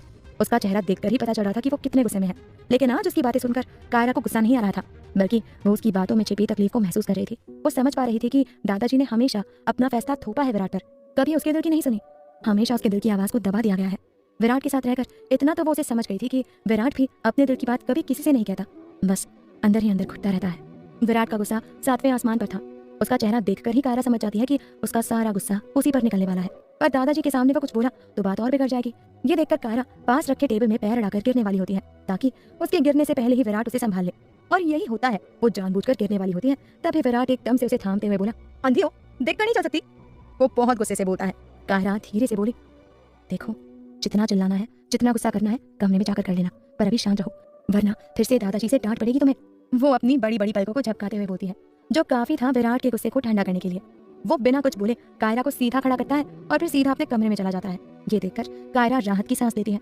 पता नहीं क्यों आज भूपेंद्र का विराट को यूं डांटना अच्छा नहीं लगा। और तो और उसे ये भी पता था कि विराट ने रात में भी खाना नहीं खाया और अब नाश्ता भी रह गया। ये देखकर तो उसे और भी बुरा लगता है। भूपेंद्र बड़बड़ करते हुए बोले, ये बढ़िया है, जनाब से कुछ कहो तो बस आग उगलते हुए वहां से चला जाता है। वो भी बहुत गुस्से से ये सब बोल रहे थे। कोई उनके सामने अपना मुंह नहीं खोल रहा था। खैर, भूपेंद्र नाश्ता करने के लिए बैठ जाते हैं और उनके डर से बाकी सब भी। बस कायरा से खाया नहीं जा रहा था। उसका ध्यान तो विराट में था कि उसने कुछ नहीं खाया। वो बस अपनी प्लेट में चम्मच घुमा रही थी। उसके चेहरे पर हमेशा जो बचपना झलकता था, आज उस बचपने की जगह जिम्मेदारी, एक ठहराव झलक रहा था, जो कि गुंजन भी देख पा रही थी। वो मन में सोची, पक्का कल रात को इन दोनों के बीच कोई बात हुई है। उधर भूख से बेहाल विराट अपने स्टडी रूम में जाकर एक फाइल उठाकर रीड करने लगता है। वो बात अलग थी कि उसका सारा ध्यान कायरा की बातों में था। जितना गुस्सा करना है कमरे में जाकर कर लेना, वरना फिर से दादाजी से डांट पड़ेगी। उसके इस बात पर वो बहुत हैरान था, क्योंकि साफ पता चल रहा था कि कायरा उसकी फिक्र करते हुए ही सब बोल रही थी। विराट मन में सोचा, उस लड़की ने मेरी इतनी चिंता क्यों की? डांट पड़ती तो मुझे पड़ती, उसे नहीं। तो फिर ऐसा क्यों बोला उसने? बाहर सब लोग बेमन से खा रहे थे। भूपेंद्र जी जैसे ही अपना नाश्ता खत्म करके वहां से जाते हैं, तभी बाकी सब भी आधा अधूरा छोड़कर उठ जाते हैं। अनुपम तो रात की पार्टी की तैयारी की देखरेख के लिए चला गया था। उषा गुंजन को किसी काम से अपने साथ कमरे में ले गई थी। नौकर टेबल से नाश्ते की प्लेट्स हटा रहा था, तो वहीं कायरा किचन में जाकर एक प्लेट में विराट के लिए नाश्ता निकाल रही थी। और वो ऐसा क्यों कर रही थी, ये तो उसे भी नहीं पता था। किचन में बर्तन धो रही उनकी मेड बोली, मैडम आप ये अपने रूम में जाकर खाएंगी? कायरा बोली, नहीं, ये तो मैं विराट के लिए लेकर जा रही हूँ, उसने कल रात ही खाना नहीं खाया था। उसकी आवाज में विराट के लिए फिक्र साफ झलक रही थी। बाहर खड़ी उषा और गुंजन जब कायरा की बात सुनती हैं, तो दोनों के चेहरे खुशी से खिल जाते हैं। उषा हैरानी और खुशी के मिले जुले भाव अपने चेहरे पर लाते हुए गुंजन की तरफ देखते हुए बोली, कहीं मैं सपना तो नहीं देख रही हूँ ना? गुंजन बोली, यकीन कर लो मम्मा, यही सच है। आप देखना, धीरे धीरे सब ठीक हो जाएगा। ठीक होने के नाम पर उसे एकदम से वर्षा का ख्याल आता है। वर्षा के बारे में सोचकर ही उसका दिल भर आता है। वो मन में सोचती है, सब ठीक हो जाएगा, बस एक तुम ही ठीक नहीं होगी। तुमने भाई के लिए जो किया है, उसका एहसान मैं जिंदगी भर नहीं भूलूंगी। Thank you so much Varsha, thank you so much. इतने में कायरा नाश्ते की प्लेट लेकर बाहर आती है। उसे देखते ही उषा और गुंजन एक तरफ छट जाते हैं, ताकि कायरा जरा भी असहज महसूस न करे। खैर, कायरा बाहर आती है और नाश्ता लेकर सीधा अपने कमरे में चली जाती है। वो अंदर जाती है और स्टडी रूम का दरवाजा खुला हुआ देखकर वो समझ जाती है कि विराट वहाँ है। उसके कदम स्टडी रूम की तरफ बढ़ते हैं। वो दरवाजे के पास जाकर देखती है कि विराट दूसरी तरफ चेहरा करके कुर्सी पर बैठा कोई फाइल रीड कर रहा है। उसकी पीठ कायरा की तरफ थी। कायरा गेट नॉक करते हुए बोली, अंदर आ जाओ। उसकी चूड़ियों की खनक से समझ तो विराट भी गया था कि पीछे कायरा खड़ी है, पर फिर भी वो उसकी तरफ देखे बिना बोला नहीं।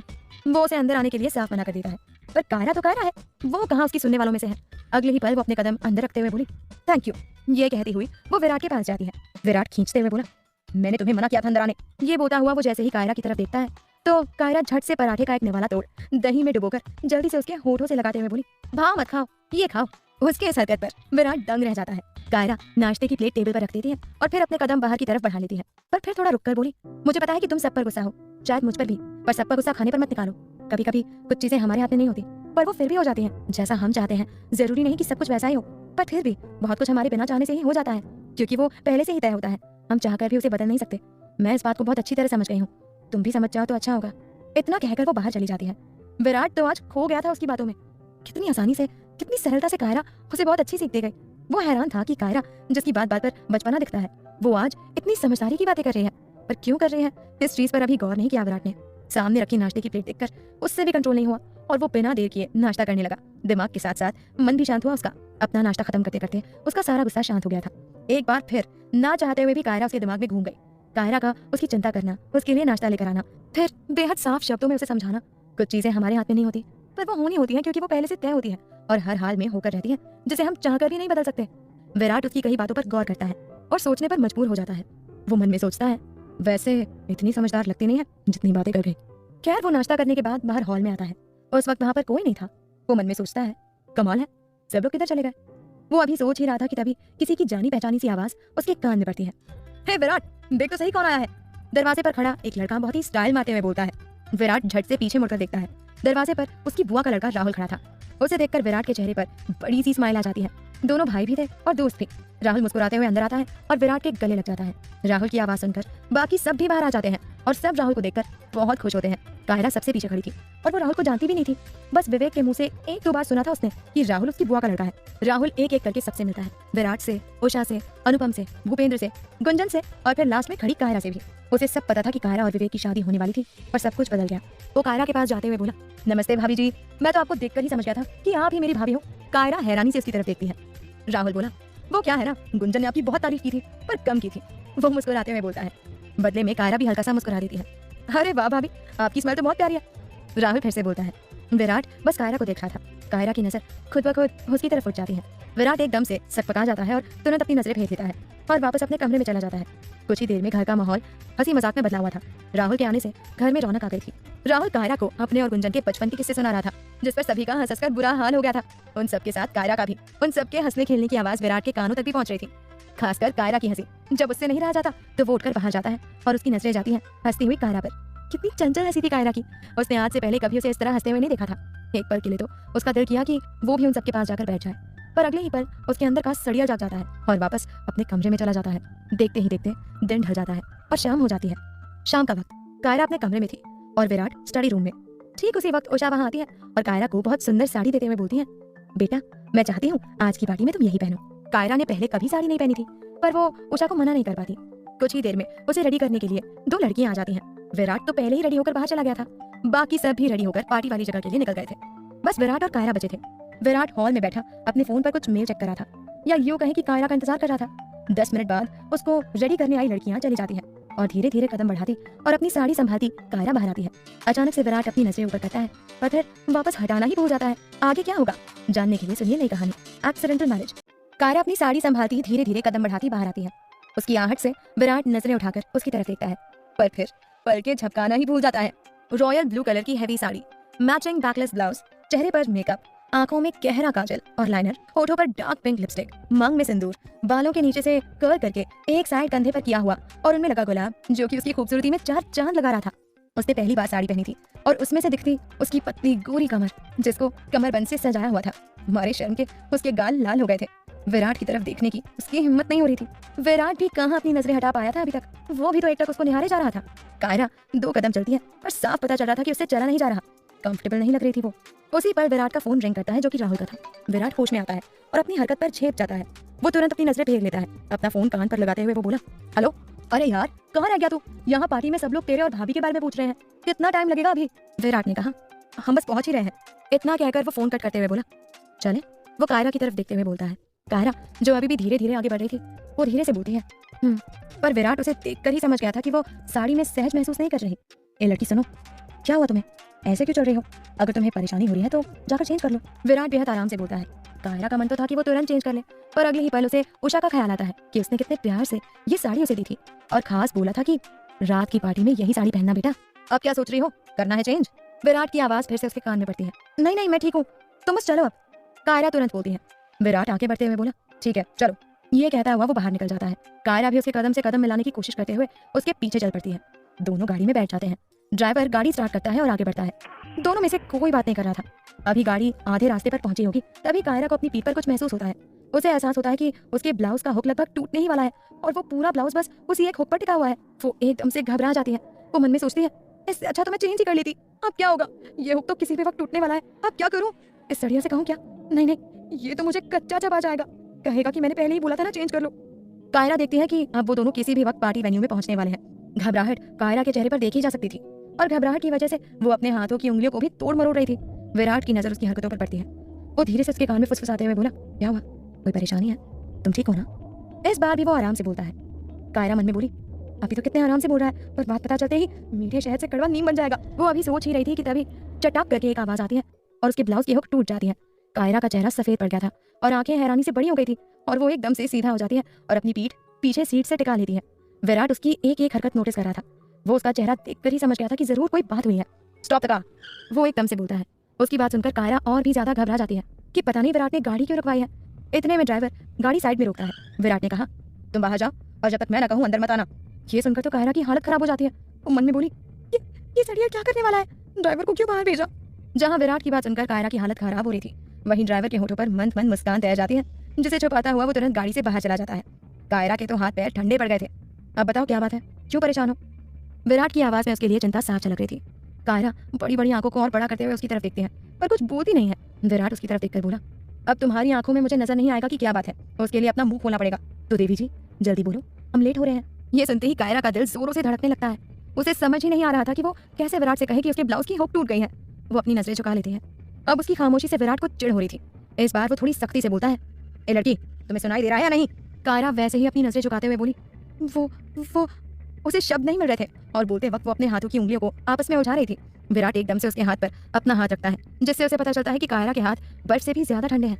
रिलैक्स, अब बताओ क्या बात है? कायरा एकदम से बोली, वो मेरे ब्लाउज की हुक टूट गई है और मैं ऐसे पार्टी में नहीं जा सकती। वो एक सांस में सब बोल देती है और फिर कसकर अपनी आंखें बंद कर लेती है, ये सोचकर कि अब विराट उसे बहुत डांटेगा। पर उसकी सोच से विपरीत विराट बहुत आराम से बोला, अगर तुम चाहो तो मैं तुम्हारी हेल्प कर दूं। एक बार फिर कायरा की धड़कनें बढ़ जाती हैं, पर उसके पास कोई और रास्ता नहीं था। पर शर्म के भाव जो उसके चेहरे पर आ रहे थे वो विराट से छिप नहीं पाए। अगले ही पल विराट उसकी साड़ी का पल्लू एक साइड से उठाता है और उसके दूसरे कंधे पर डाल देता है, जिससे कायरा की पूरी पीठ कवर हो जाती है और विराट अपना हाथ उसके कंधे पर रख लेता है ताकि वो पल्लू न सरके। उसके बाद विराट ड्राइवर को आवाज लगाता है और उसे चलने को कहता है। कायरा को समझ नहीं आता कि वो ऐसे पार्टी में कैसे जाएगी, पर उस वक्त वो चुप रहना ही बेहतर समझती है। पर आज जिस तरह से विराट उसकी हेल्प कर रहा था, उसकी केयर कर रहा था, इस चीज की कल्पना नहीं की थी उसने। आज विराट के दिल का सॉफ्ट कोना उसे नजर आ रहा था। कुछ ही देर में वो गाड़ी एक मॉल के बाहर रुकवाता है और कायरा को लेकर अंदर चला जाता है। इस बीच वो एक बार भी उसे खुद से दूर नहीं करता। दूसरी तरफ पार्टी में सब लोग बेसब्री से विराट और कायरा का इंतजार कर रहे थे। भूपेंद्र बोले, कहाँ रह गए ये दोनों? लगभग सब मेहमान आ गए हैं और ये दोनों। तभी गुंजन की नजरें सामने से चले आ रहे विराट और कायरा पर पड़ती है। भाई भाभी आ गए। भूपेंद्र, अनुपम, राहुल और उषा सब दोनों की तरफ देखते हैं, जो साथ में चले आ रहे बहुत प्यारे लग रहे थे। अगले ही पल उषा की नजर कायरा के कपड़ों पर पड़ती है। ब्लैक कलर का हैवी गाउन जो कि स्लीवलेस था, बालों का स्टाइलिश जूड़ा बनाया हुआ और चेहरे पर एक लट आजाद छोड़ रखी थी। कुल मिलाकर वो एक बाबी डॉल लग रही थी। इतने में वो दोनों सबके पास पहुंच जाते हैं। उषा एकदम से बोली, बेटा वो साड़ी नहीं पहनी तुमने, ये कपड़े ये मैंने पसंद किए हैं और मैं चाहता था कि ये यही पहने।